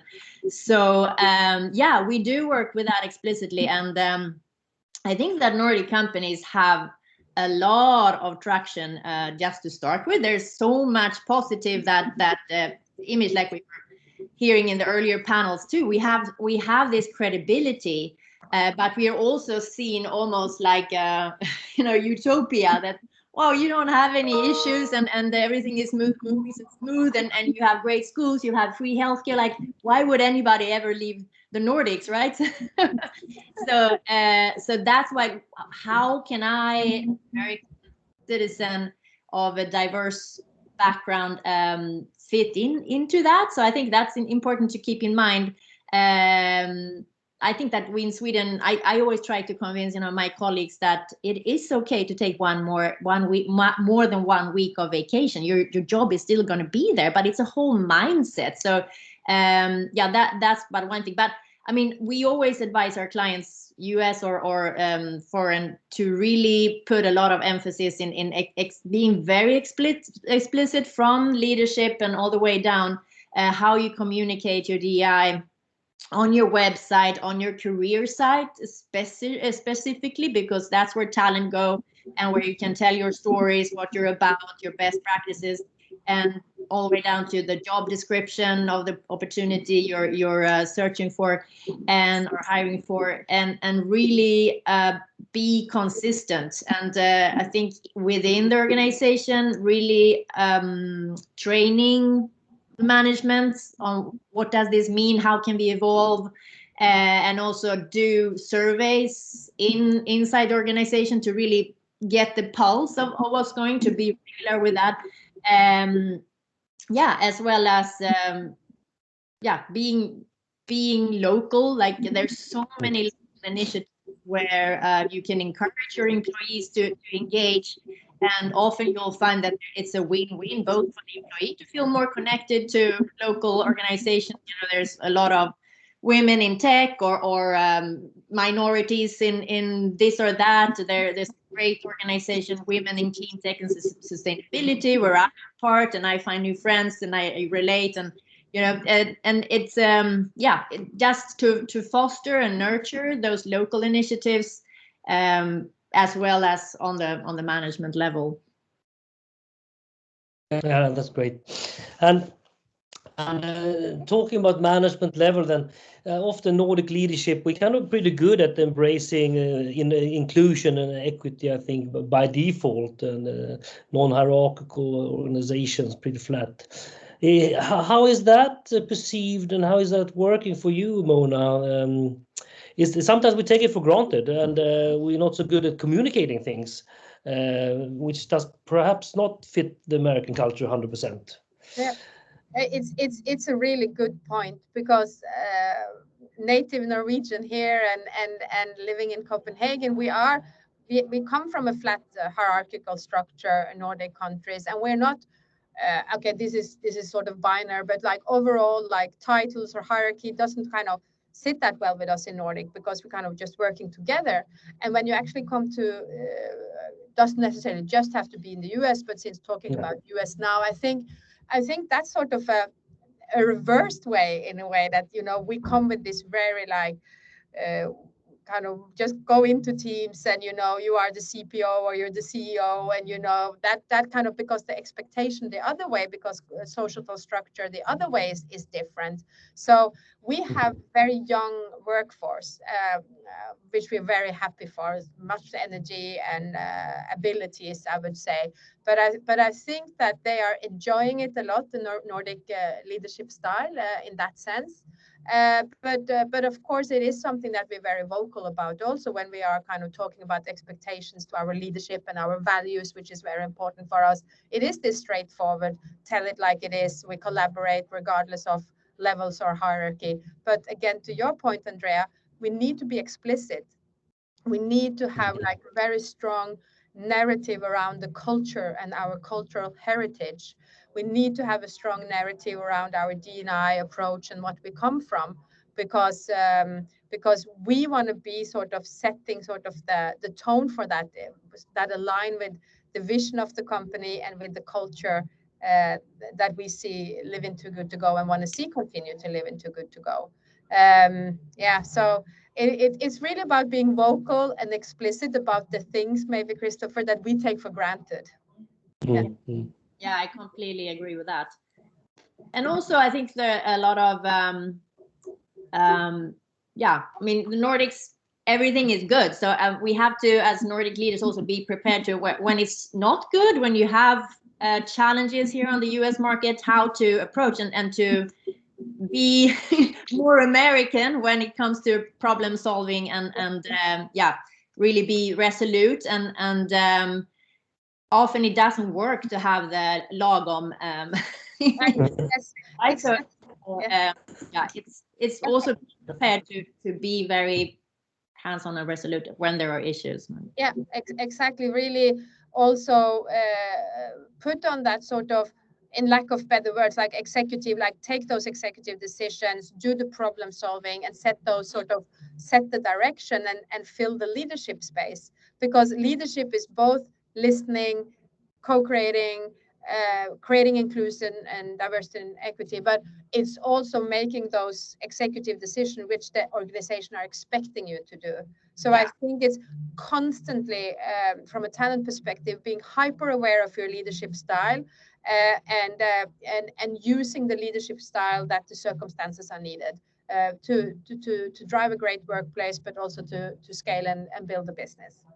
Yeah, and that's very important, especially when you start to build your US executive team, because there are for sure a lot of cultural differences. How we talk to our the rest of the teams, how we build teams, and how we manage and strategize.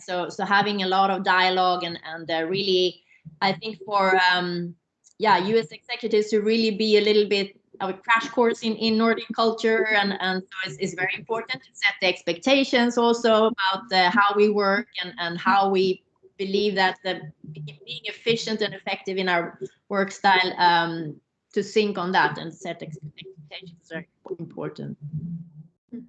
Oh, absolutely. Great, thanks.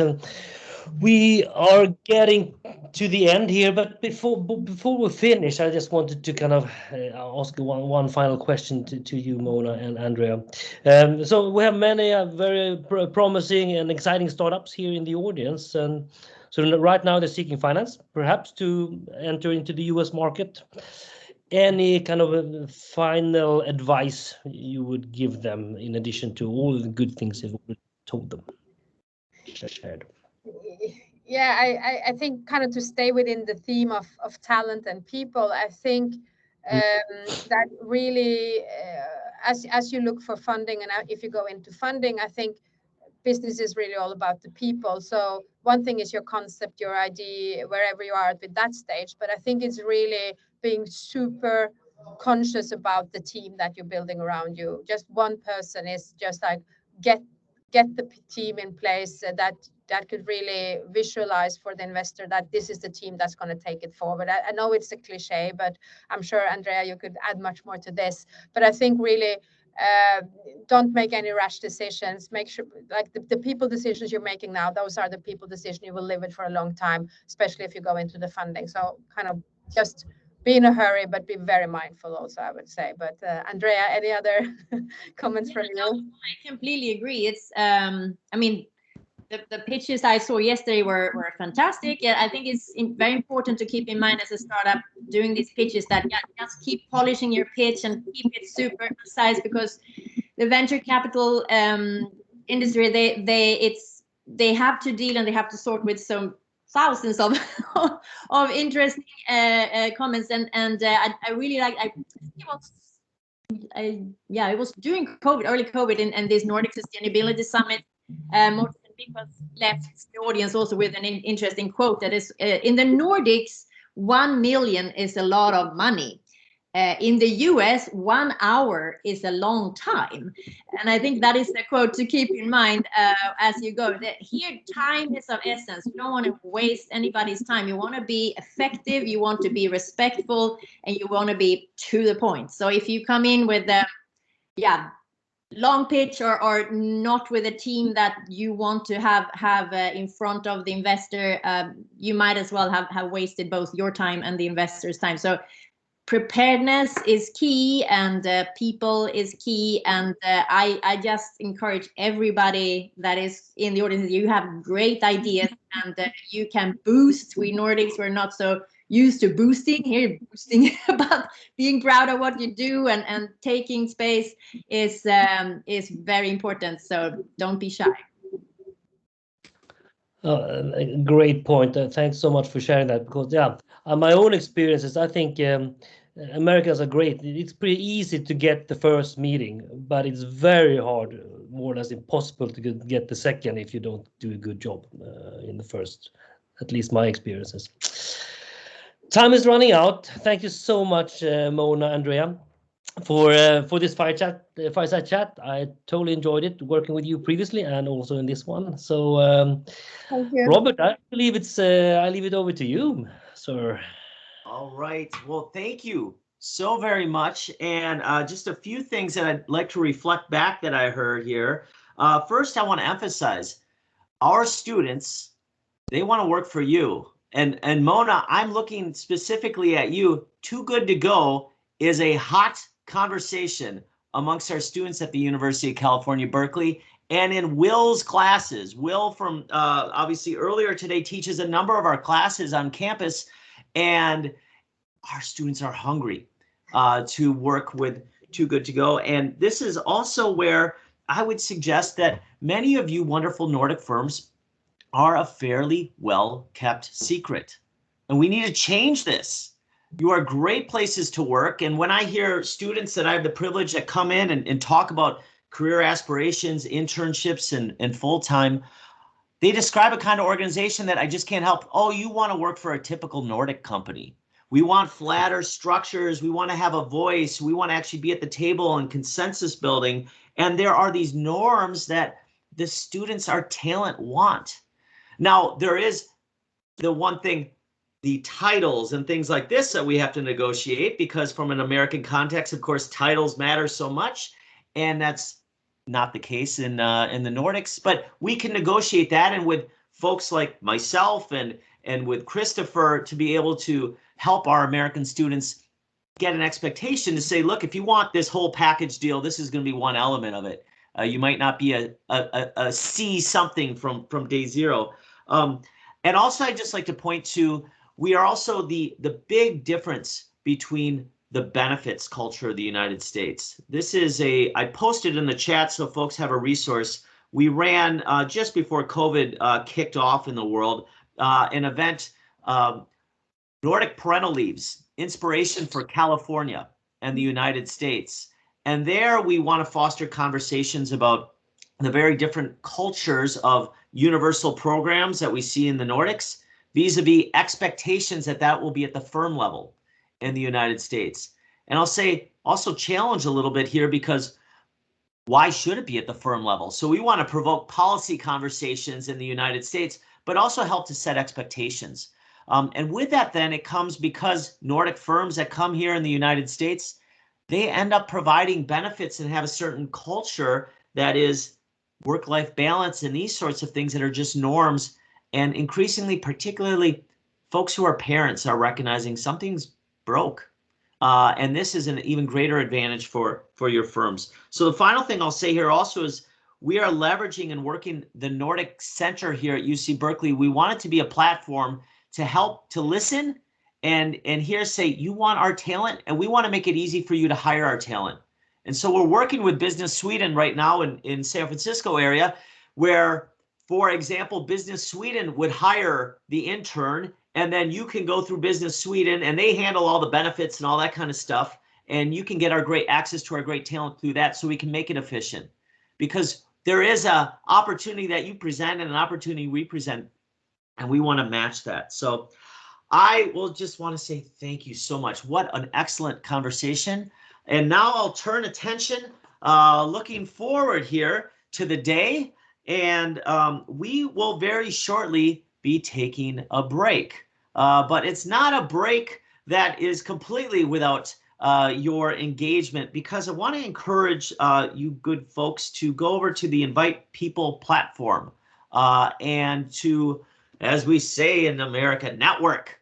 But really, I think, going back to Will's comments earlier, building relationships, meaningful relationships. So many good folks that are part of this summit here. We share a mindset, and we really want this to be a platform to bring us together. So please do go over to Invite People and engage with others, and particularly target those folks that in organizations that you have a real interest in. So under networking, request meetings, you'll be able to browse through all the participants who've been invited to the platform.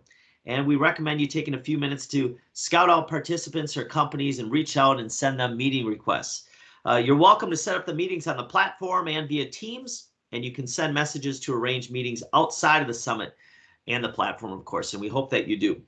So please remain at this Teams link in the meantime and come back at 9 a.m. Pacific time, 6 p.m. Central European time to hear the rest of the company's pitches.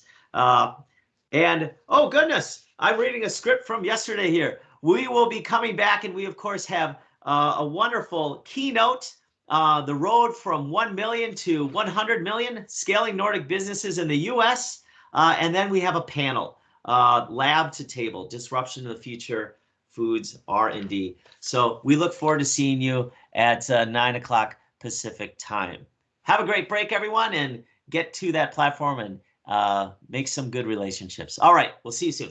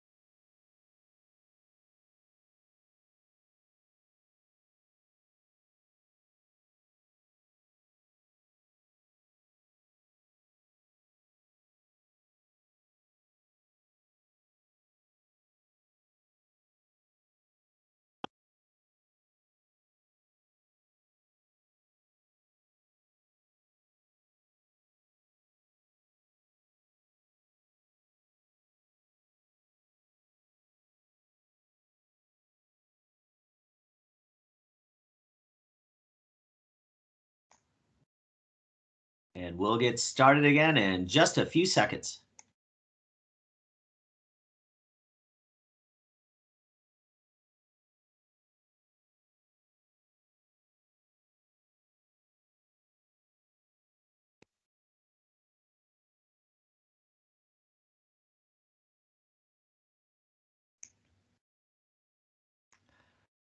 All right, welcome back, everyone.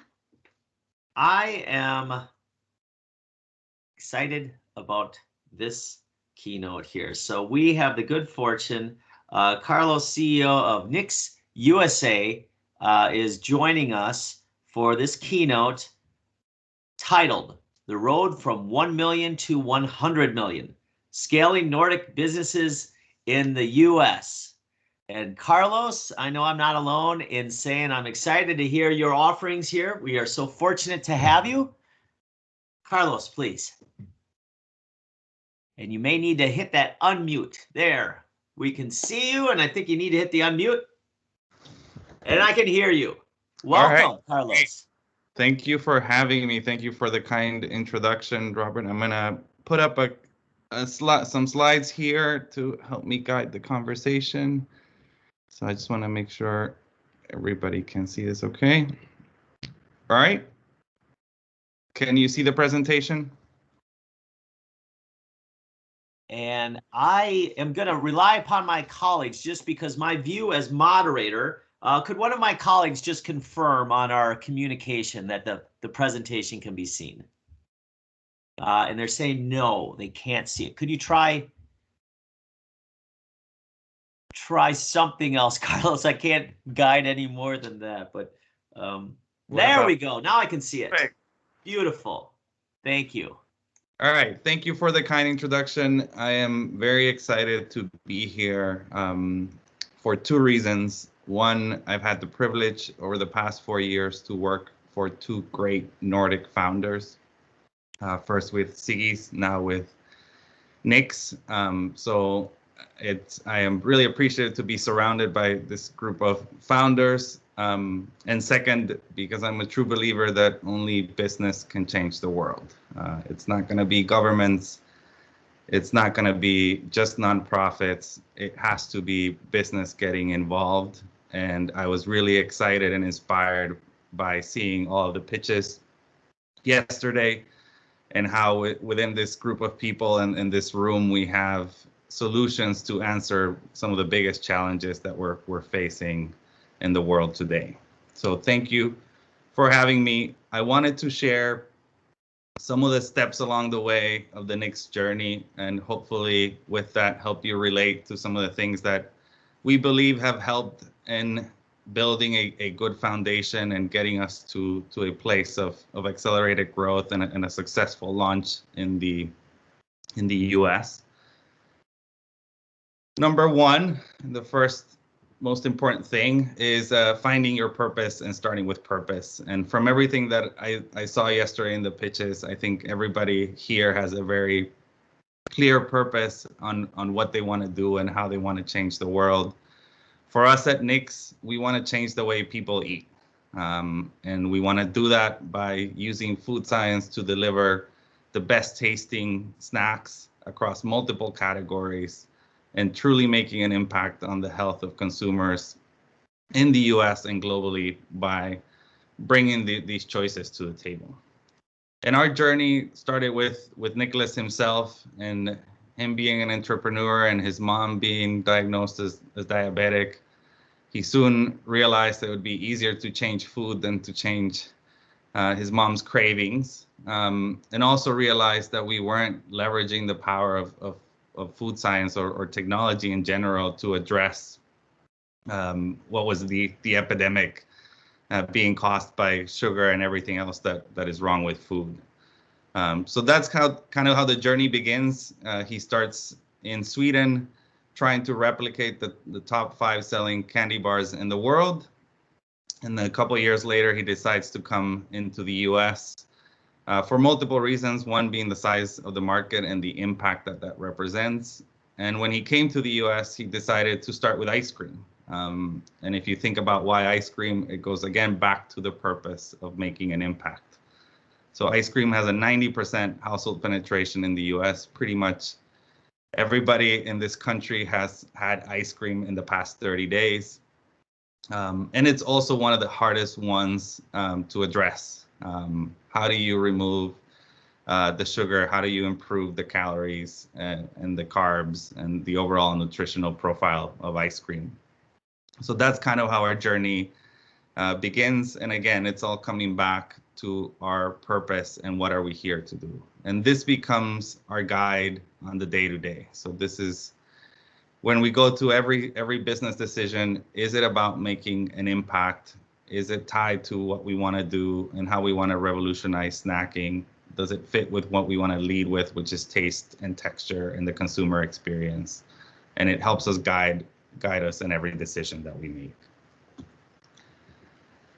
Step two for us was defining how will we change culture, right? Which behaviors were we willing to take on, and where were we going to? How are we going to address consumer behavior?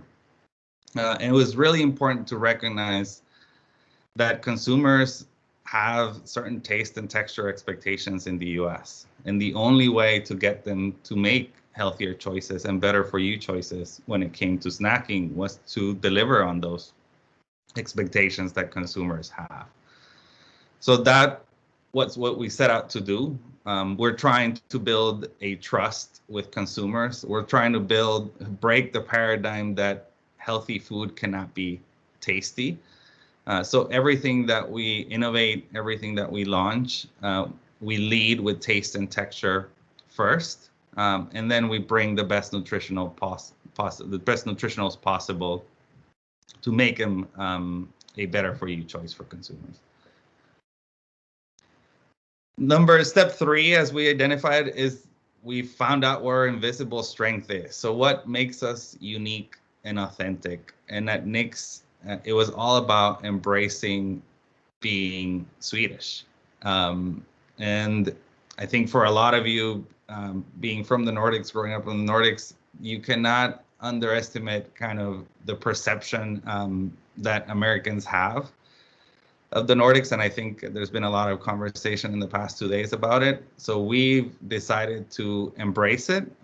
We launched Swedish style ice cream, which is, there is no such thing as Swedish style ice cream, but it's something that's done very well in the US. And now consumers are helping us define what Swedish style ice cream means. And they're playing back things like creamy and lower in calories and better for you and great tasting and the flavor profiles that we're trying to deliver. And so we've embraced this in our products. We've embraced this in our communication. Our last campaign for this summer was Summer Like a Swede. We know summer is a precious time of the year and a small window where the weather and everything comes together. So if you are going to enjoy summer, especially in a summer coming out of a pandemic and of COVID, we thought it was the perfect time to embrace being Swedish and kind of bring that to life in our campaign as well. So that's worked very well for us. I encourage any founder, anybody along this journey to make sure that you find that for yourself and your team and your company as well. Kind of what is going to make you unique and authentic in the eyes of customers and consumers. Number 4 is very important and is about follow your consumers more than they follow you. And here in the US, it's become all about how many followers you have, how many social media platforms you are in, how many likes you're getting on every post that you are making. But for us, it's about what are consumers telling us. And for Nix, we've had multiple times where consumers have guided the strategy and direction that we are taking with our portfolio. On one instance, consumers clearly told us early on, and you could read it in the reviews, that our ice cream with cookies was not delivering on their expectations. And that is because cookie expectations are very different in the US than they are in other parts of the world or in Europe. So we've addressed and now went back to the innovation, and Nicholas developed a whole new line of cookie inclusions, which also ultimately turned out to this ice cream sandwich we just launched, which is probably the best product that we make. In another instance, we had great selling bars in Europe. We put them in front of consumers in the US, and they quickly told us this is a protein bar that eats like a candy bar. And we knew we had something very special that we launched in our online channels and are now launching across retail. And it's become our best-selling SKU in the entire portfolio. So we've entered now protein bars because of being close to consumers and following what they are telling us. This one's number 5, and I know there's been a lot of conversations, and I know that there's a lot of experts in the room, and what you'll find along your journey in coming to the US is there's experts for everything, and everybody that you interact with has some level of expertise, and that will be your vendors or your partners or the customers that you're selling to. And it's very important that you know when to rely on expertise and when to ignore experts and when to bring them in or bring them along. Early on, we had a retailer that said that they would only bring us in if we were willing to give up our Swedish, Swinglish flavor names that we had designed. So if you look at our ice cream, our names are all a combination of Swedish and English words, and kind of makes them a little bit unique and different, and again tied to our branding strategy. And the retailer told us that if we wanted to get in, that we should simplify and go with the more conventional ice cream names. And we refused to go along. And now that retailer is our #1 customer. This is the retailer where we have the most share in all of the US. So it is very important to recognize the first few steps. What is your purpose? What is your point of difference? And then making sure that when you are seeking expert advice, that you're still going back to what you intend to do. It is also very important to recognize when it is the time to bring in experts and to bring in talent and to use talent as a way to bring expertise that you need.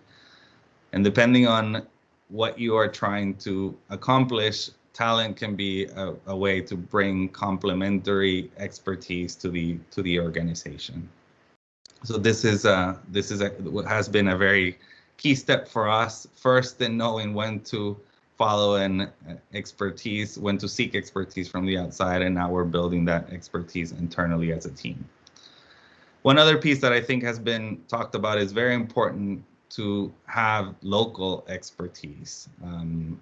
And first of all, the US is a very different country than the Nordics or Europe, but even within the US, there's a lot of local distinctions, the coast versus the middle of the country, state to state. So depending on what your business needs are, it is very important to have that local expertise or to seek that local expertise in your journey. Which brings me to step 6, test and learn and do it again. At Nix, we have a mindset of continuous improvement. Our products are never done because we rely on food science and we are willing to leverage the latest in ingredients and the latest in technology to deliver the best consumer experience. We are always innovating and renovating. We are always also willing to test and learn. And we have built a great online presence that we did out of the necessity of the pandemic, but now more than being a vehicle for sales, and it is a big contributor to our top line sales, it has become a vehicle for test and learn and a way to make a one-on-one connection with our consumers.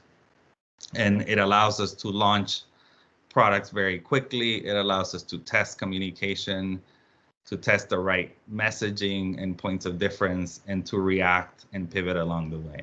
And anytime that we launch a product, launch a new campaign, try a new marketing vehicle, or we are sitting back and taking on the learnings and going through after action reviews and thinking about how can we improve for the next time we take something on.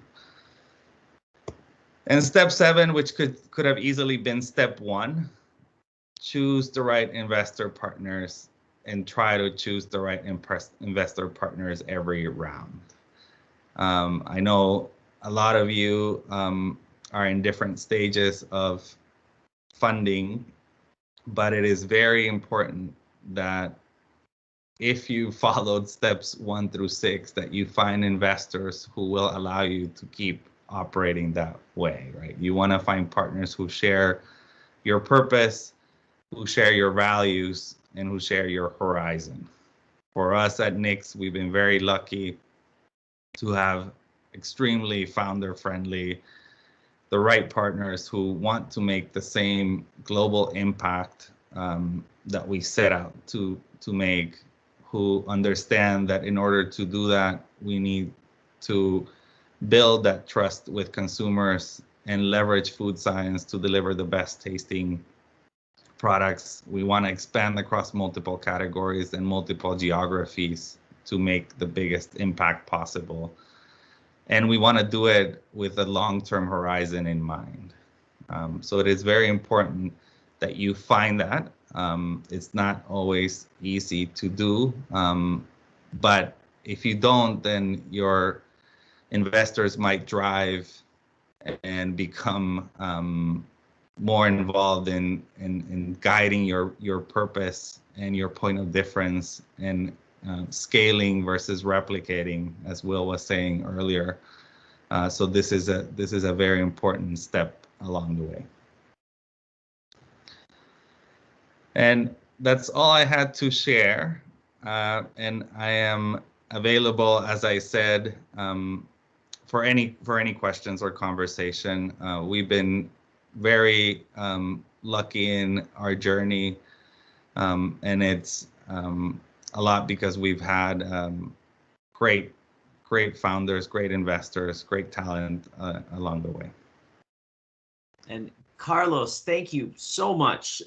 There's just a word or two I'd like to reflect upon on what I heard you say here that struck me, and I really like the comment, the embrace your Swedishness, embrace the Nordicness as an identity and who you are. And I think that's so important, particularly as Nordic-based firms come here to the big bad United States. And Will indicated this before too, and certainly in the VC community and beyond, there can be a bit of bravado and machismo and this sort of American dominating sort of spirit, and don't compete in that red ocean. The blue ocean for the Nordics are the Nordicness, the Swedishness.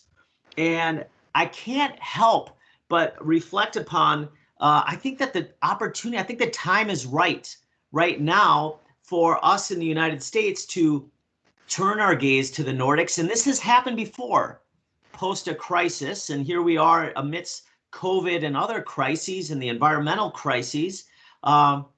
And if I look back just under a century ago, the Great Depression, I can't help but think this fantastic book, 1936, the American journalist Marquise Childs, Sweden, The Middle Way.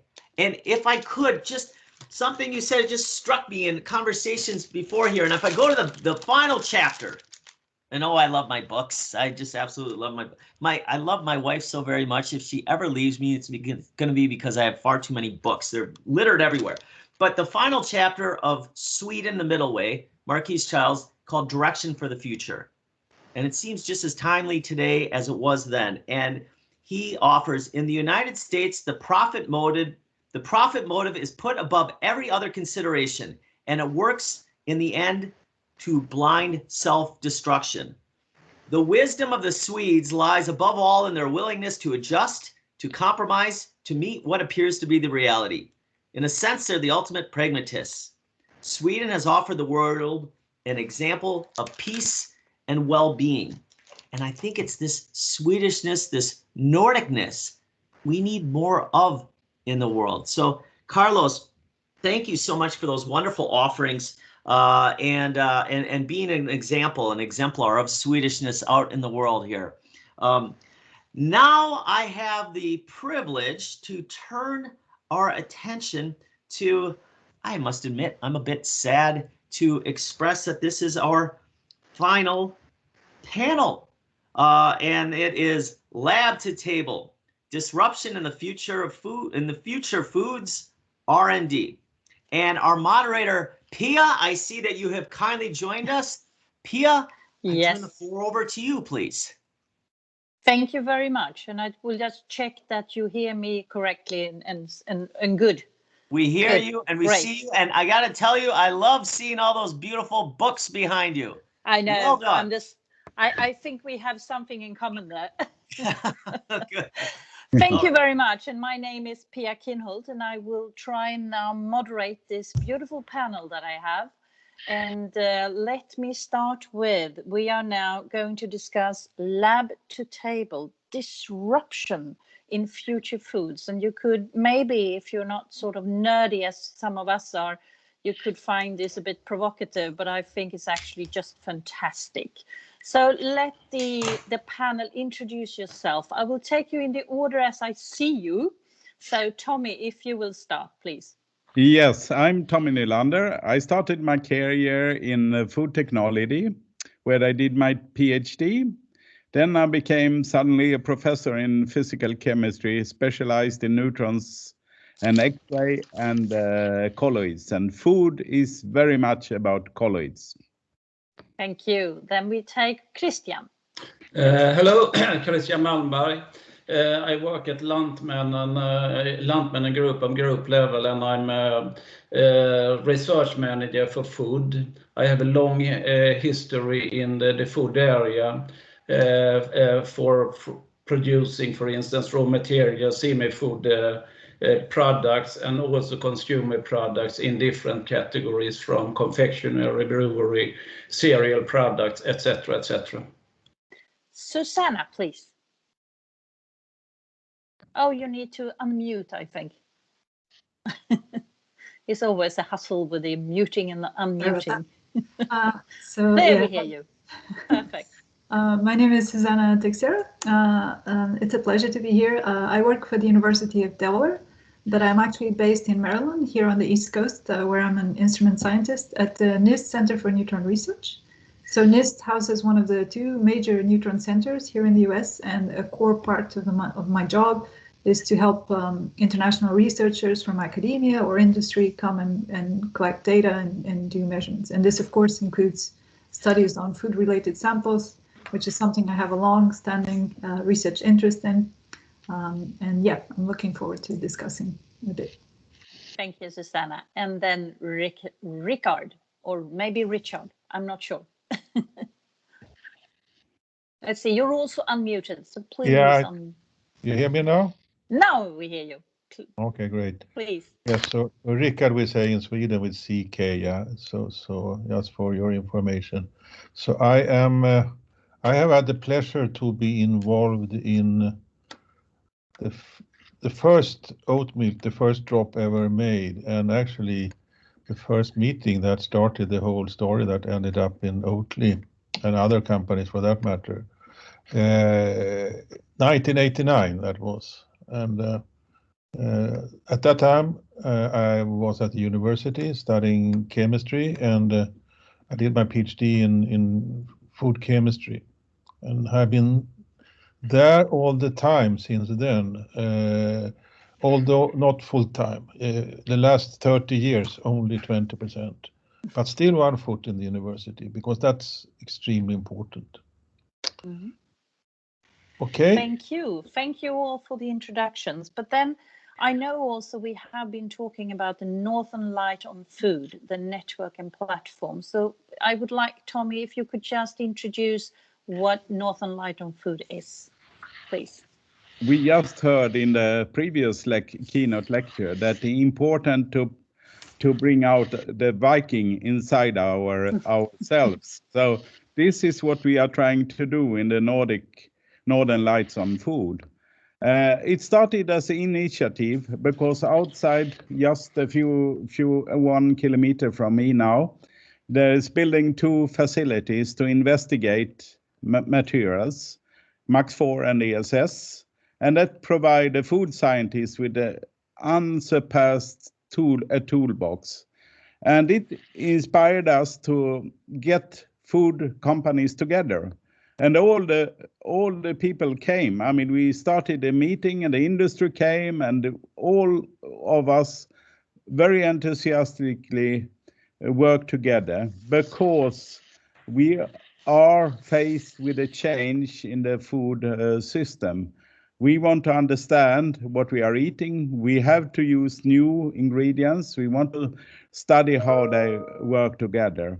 And this is what Northern Lights of Food will provide you with. And today we had a masterclass and with participation from industry and academia. And it's very important to emphasize the closeness between academia and the food industry to gain new knowledge. We want to go from cook and look to fundamental understanding what we eat and how we can improve it.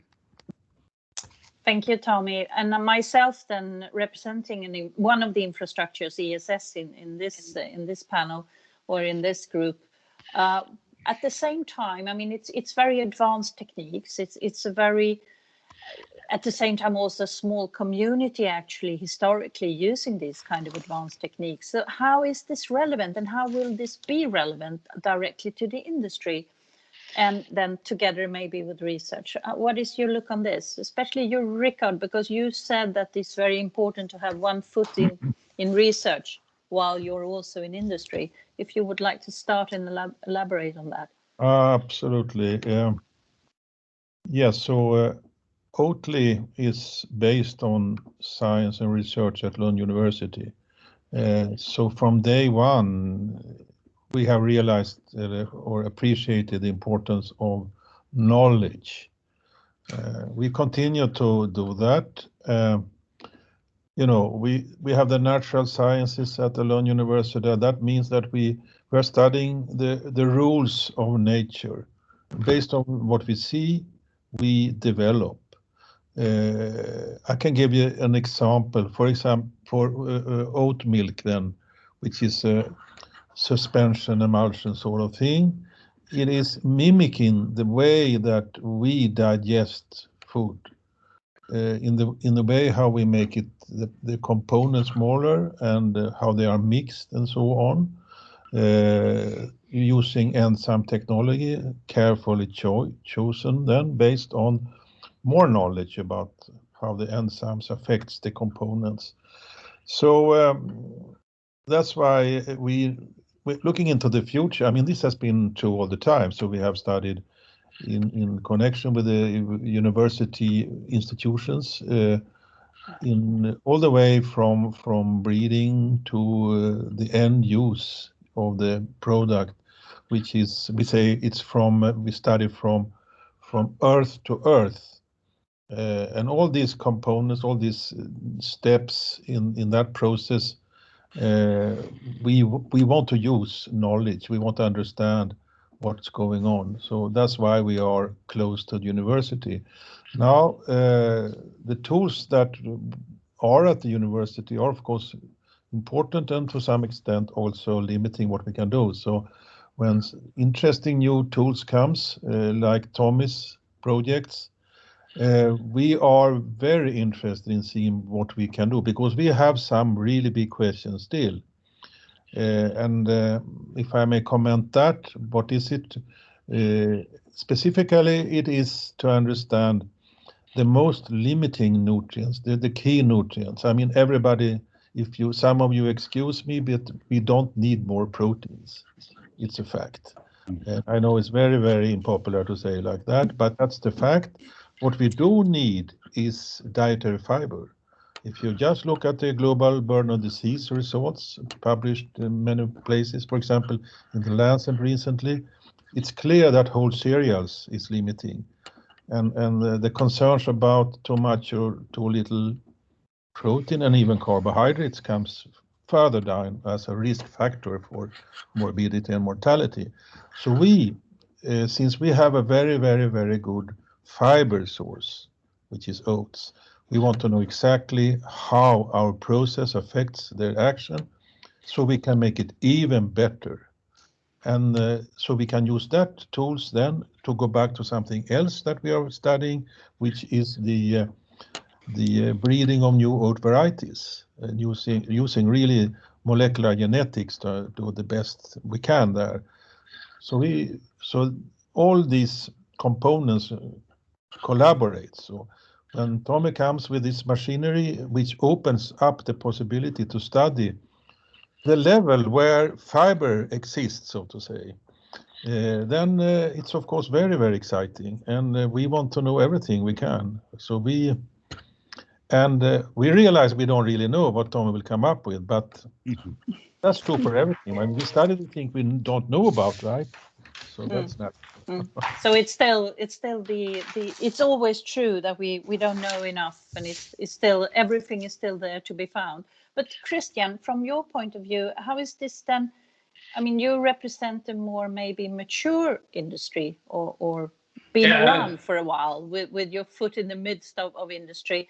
How is this relevant for you? Isn't the sort of the road from fundamental science up to actually doing something, doing it commercial, isn't that a bit too long? Or what is your view on this?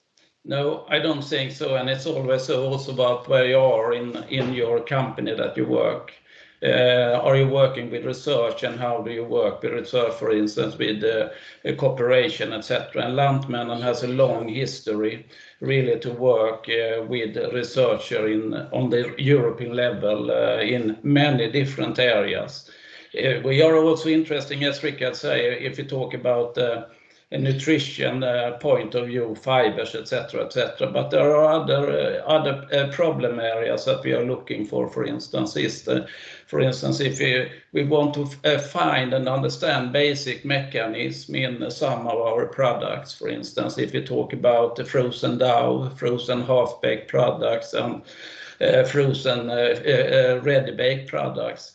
For instance, how is the ice crystal formation building up when we freeze the product? What is happening under the freezing storage? What is the effect of the chewing and the baking afterwards? And really to understand the mechanism in this area, really to see if we can improve, for instance, the shelf life and also the quality of the products, for instance. So there is a lot of different research questions here that we are interested in.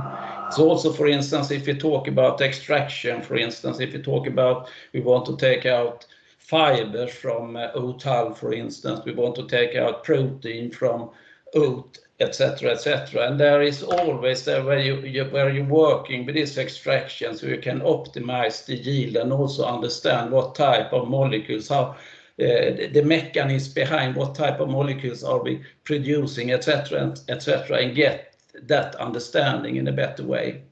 So of course, yes, it's very important. But I also want to say that for the food industry, it's also very important to have a good networking, as Tommy says. It's also very important that the researchers also understand what the needs are from the food industry, so we can communicate in a very good way and understand each other, because we have different targets, for instance, for our research, if you talk about university compared to the industry, etc., etc. So it's very important to really have a good network and a good cooperation. But then you were nodding there, Susanna. I saw that. Maybe two questions to you.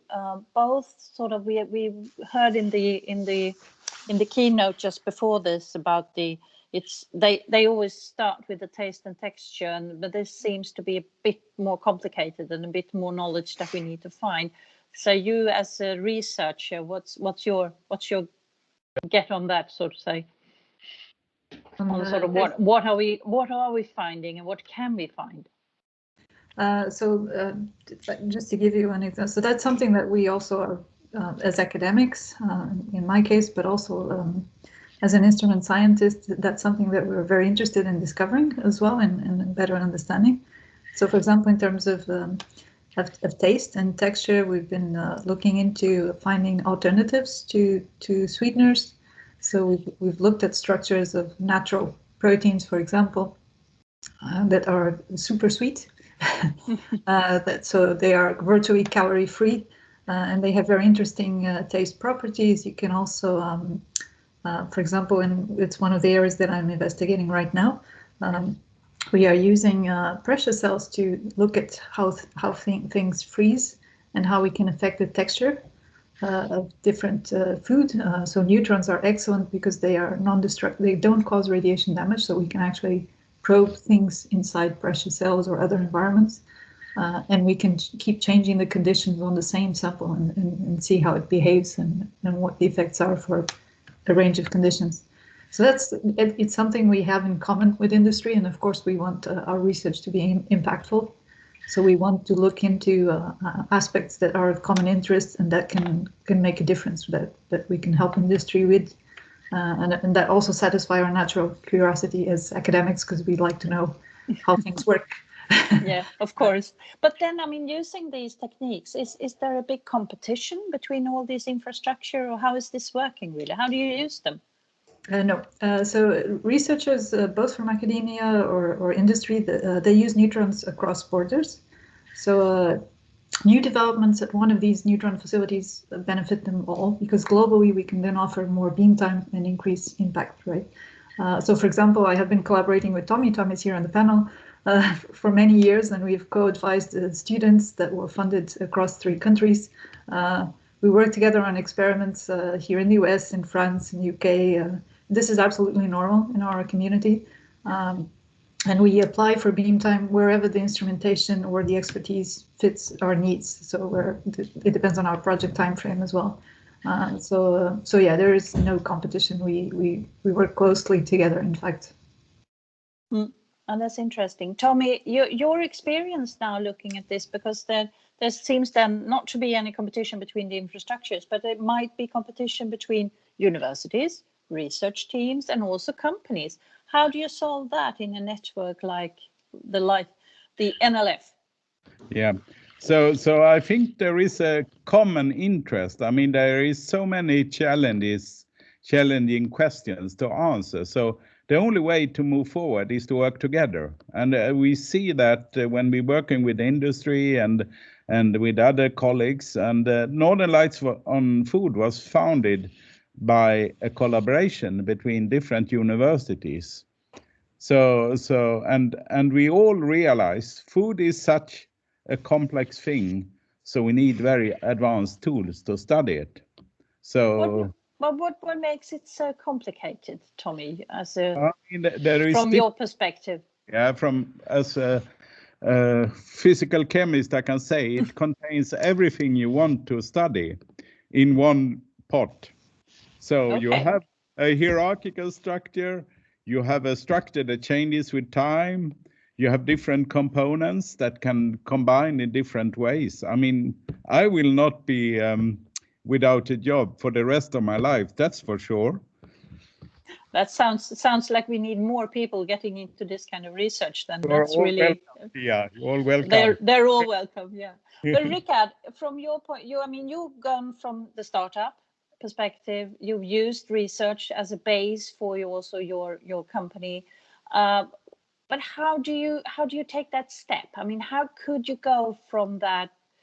Was it you being research already, or how could you make that leap from now a very global company in quite a short time? Well, to start with, it took a long time, actually. So it always takes longer than you think. But anyway, so I'm coming from academia, and still Lund University is my alma mater, so I'm there, right? But I think this is truly a case where the science led to an idea that eventually, was developed at the university. Many years. We have many PhDs coming out working on certain parts of the questions from earth to earth, so to say. So this has been natural, and I don't know any other way to start a company. We have a number of other companies now. Good Idea, for example, that I know they were talking earlier, and other things as Lument as well. They're all based on food, but they're also all based on research at the university to some extent, from some aspects. And we have also the ambition to take patents as far as possible to keep some space for us, since we are small. We don't want to be overrun fast, so there's some hurdles there. But otherwise, it's natural for us to work in that direction, I would say. Yeah, that's my yeah, absolutely. I mean, and Christian, your view on this, because you're not a startup. And it was a very long time when you were, I don't even know if you ever been a startup in Lantmännen, but what's your view on this? Are you also sort of creating startups around you, or how are you working? We have a starting up program, or a growth house that we work with a different type of startup, both outside our company and also in our company. But I think also if you are in a mature area, or when you have research and working with research, you always get new opportunities for a new business, etc. But also, as we say, for instance, for increased quality, get a better understanding, etc. So I think that is very important, and I'm very happy that we have this set up from Lantmännen, and that we can work with research in this way and also get that type of knowledge, because I think but it's not only to start up to work with research, especially when we talk about this complex technology that we're talking about now. It's also that we need to be educated, and I also think that we need to cooperate with other categories in the industry that have worked with this type of technology before. If you talk about the pharma industry, if you talk about the metal industry, etc., to get their understanding and see a little about what they can reach, etc., with this type of technology. Next step, of course, is also that we want to use the technology, and then of course it's always the next step then is go from this basic understanding. For instance, if you talk about the mechanism, and then we are at the lab level, but then we need to go up to a pilot level, for instance, to see if it can be verified in a bigger scale.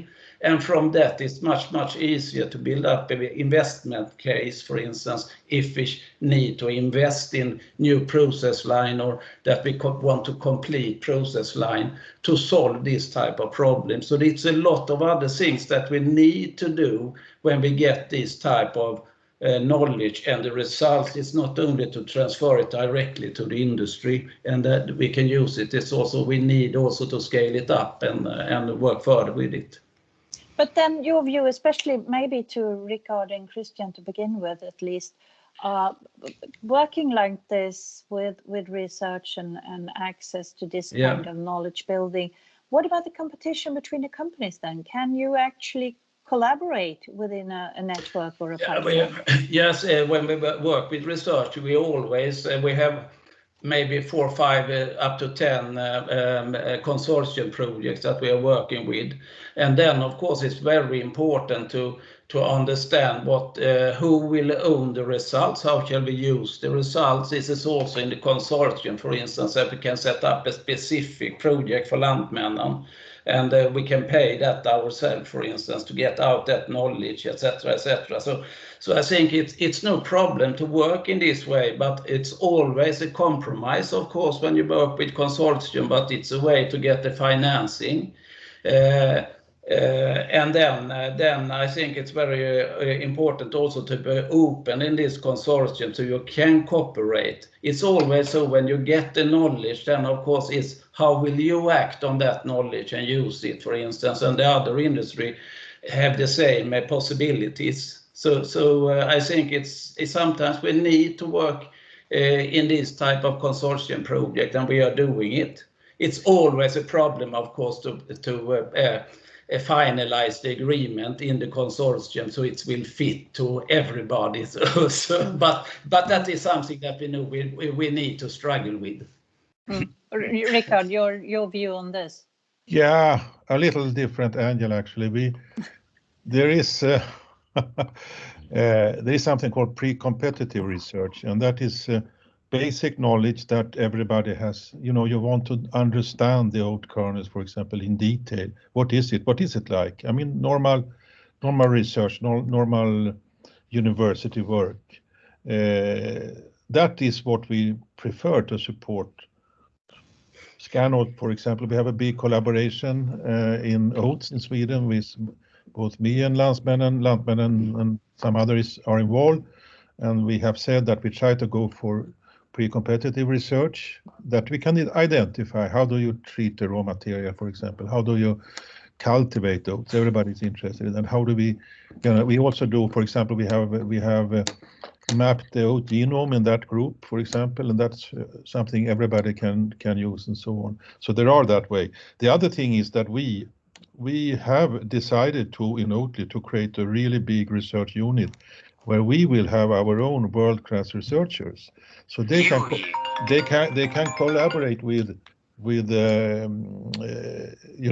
other universities on pre-competitive levels, or anything that is sensitive. We can actually do study and develop in-house. So it's like a little bit like a pharma company, but of course much smaller with that respect. But I think the food science is so big now; it only gets bigger. The knowledge around food only increases, as with everything else. So you have to start to have your own knowledge in all these areas that affects the end product. So that's why we go for our own scientists. But that makes, I don't think the competition is a big problem. For example, if we join forces around Northern Light, I'm sure that we will support the basic development of that knowledge, that methods, without any problem, together with Lantmännen and others. So it's not disturbing problem, I would say, as we look upon it and the way we approach it. Yeah, well, that sounds good, like a good approach. When it comes to then drawing the line here scientifically, Tommy and Susanna, maybe in the first hand, between, as you mentioned now, Rickard, you made a comparison to pharmacy and life science. Can we draw a very strict line between life science and food research soon? It seems like it's sort of intermingling very much when it comes to the research side. What do you say, Susanna, to begin with, and then Tommy as well? Yeah, I don't think we can draw a very fine line. It's very mixed, and in fact, there are different aspects that you need to explore for both. And so for food, for example, there are many aspects of food that are directly related to life sciences.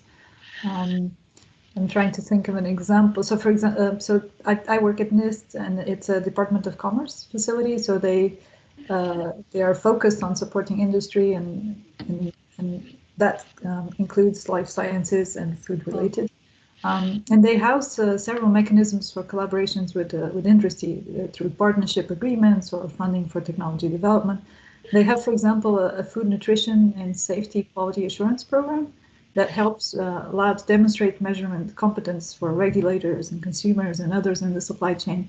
And they employ researchers from life sciences, from biotech companies. So it's really intermingled. You cannot really separate it. It's I mean, food supports life, so. Of course it is. What do you say, Tommy, from your point of view? Because you're my food researcher number one. I'm also working with pharmaceutical companies, so I can see the close connection. And somebody has said that food is my medicine and medicine is my food. So I think they are very closely connected. I mean, do we need to eat so many pills? Can't we eat healthy instead? That's what we want to help the food industry with. And then you need to understand what the structure of food is and how it affects our health. And it's something we can help. We are using the facilities. But will this go too far? I mean, will we still? I mean, we have been talking a lot about the taste and the joy of food and the joy of life when it comes to eating and sharing.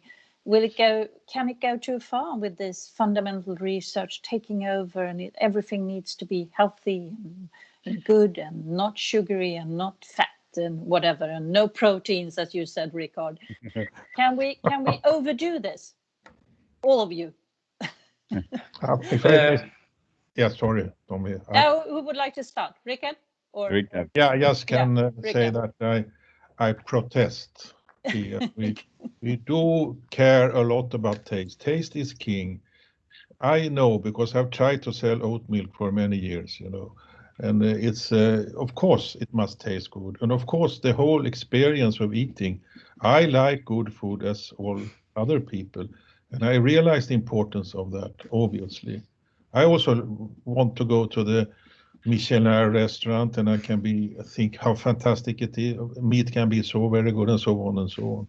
So that's part of the food industry.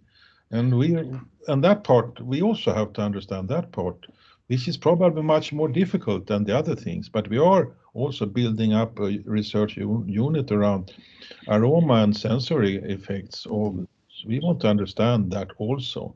What are the chemical aspects of these taste compounds? How they formed? How do they disappear?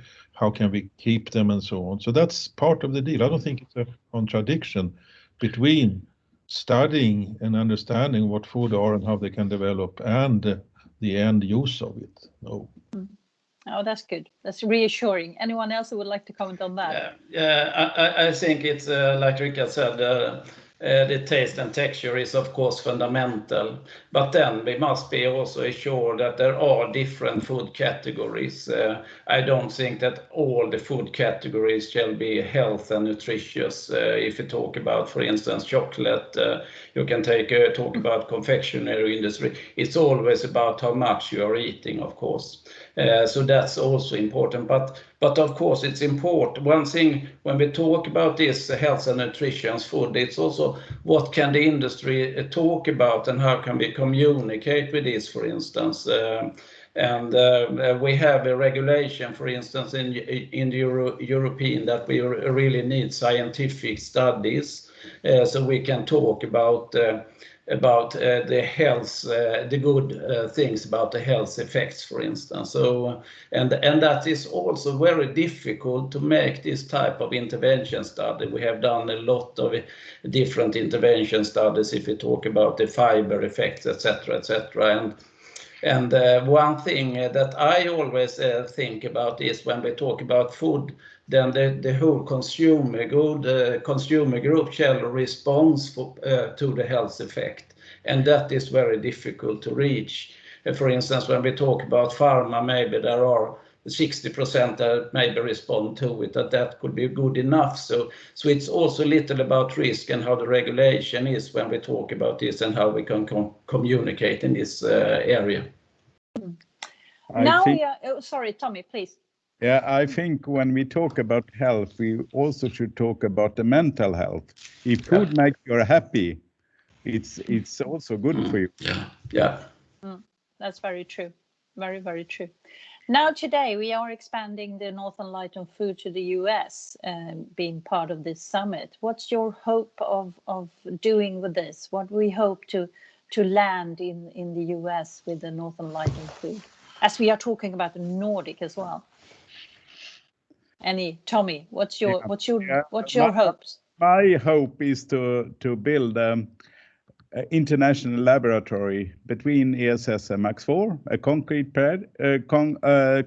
lab where we can all meet, study fundamentals of food.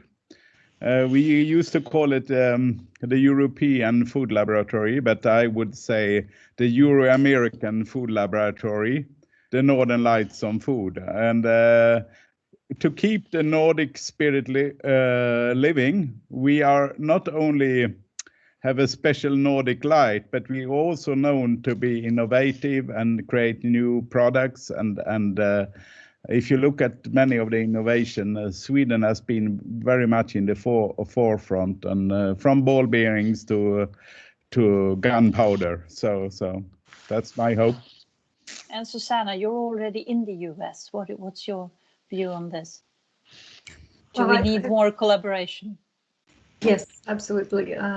There's a tradition, and this is something as I moved to the US 5 years ago, and it's something it immediately struck me that the US is definitely, or it was at least, less food oriented than the northern countries, for example, or even Canada. So there's a stronger tradition for Canada, for example, in terms of the food industry. But that is very fast. It's changing very quickly, and it's very palpable.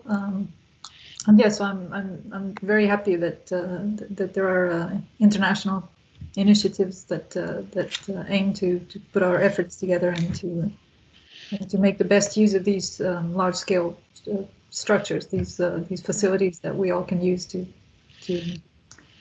eat better and healthier and in a more sustainable way. Because in the end, we're not trying to make people eat fibers or food that they don't appreciate. We want them to eat something they enjoy and that it's also healthy. So hopefully it's all compatible, and we're gonna try. I know that both Rickard and Christian, you're already expanded to the US. Should we bring the infrastructures with you over the Atlantic? Yeah, yeah. I always think when we talk about research and cooperation, of course, I can't see why not. I think it's very good. Actually, we don't only send infrastructure, we send people. My brother Björn is there already. So that's very good. We've already taken over the. Oh, that's very good. A very good bridge. Then just one last thinking, because we also at this summit is very much into pitching and startups. And what is a very short note to investors now, looking at what to invest in? What should they consider when it comes to companies and their closeness or not closeness to research and infrastructures and research infrastructures? And if I could chime in, and if folks could keep it the short pitch here, and then I'll have a minute or so to be able to wrap it up. Absolutely. Anyone who would like to just give a short comment on that. What should investors consider looking at startups and their connection to both research infrastructures and research altogether? I think that investors that shall look, for instance, at of course the business idea. If that's one thing that is very important. Mission, vision, knowledge, culture, etc. I think when we talk about small companies and startup and entrepreneurs, it's depending on where are they coming from, for instance. So I think Rickard Öste and Oatly is a good example where you're coming from the research part, and then it's much easier to understand this type of technology, and it's easier. But if you have the knowledge without that, and we talk about this technology, of course, it's much harder to see what the technology can do for the investors in this case. I think it's very important to have that basic understanding in that, even if it's an entrepreneur or a startup, etc. Yeah. Thank you very much. And I thank you, the panel, for this, and give the word back to you, Robert. Thank you. Thank you so very much. And Pia for moderating, and panelists, thank you so much for your offerings. What a fantastic way to bring us to a close here. And one comment that I just would like to pick up on, and that is the idea of Nordic innovation. And Nordic innovation, one characteristic that I see from it, it is relentlessly focused on solving real problems. And we could look to a very different industry and say, here in the midst of the COVID crisis, we are so fortunate for a previous Nordic innovation, and that is the positive pressure ventilation that was developed in the Nordics, innovated in the Nordics at the time of polio, and has kept so many folks alive during COVID. And it started with a real problem in the world. And that is a beauty of Nordic innovation. And here we are at the Nordic Food Summit, and we're talking about the real sustainability challenges of the world. and having problems and then innovating to solve those problems. That's Nordic innovation. And that's at the essence of much of our work here. So I would like to take the opportunity to say thank you all so very much for joining the Nordic U.S. Food Summit, Nordic Food Innovation for a Sustainable Future. It was such a pleasure to have you all, and we thank you on behalf of our Nordic Center at the University of California, Berkeley, Business Sweden, and Try Swedish, the Swedish Chamber of Commerce in San Francisco, and Good Idea Drinks, and so many of our other wonderful partners and sponsors. Thank you. And to all of you participants and contributors, thank you. We invite you to stay connected via the Invite People platform, and we will see you next year in person at the great University of California, Berkeley, for the next Nordic U.S. Food Summit, Nordic Food Innovation for a Sustainable Future. All the best to you for the rest of your day, evening, wherever in the world this finds you, and thank you so much. Goodbye, everyone.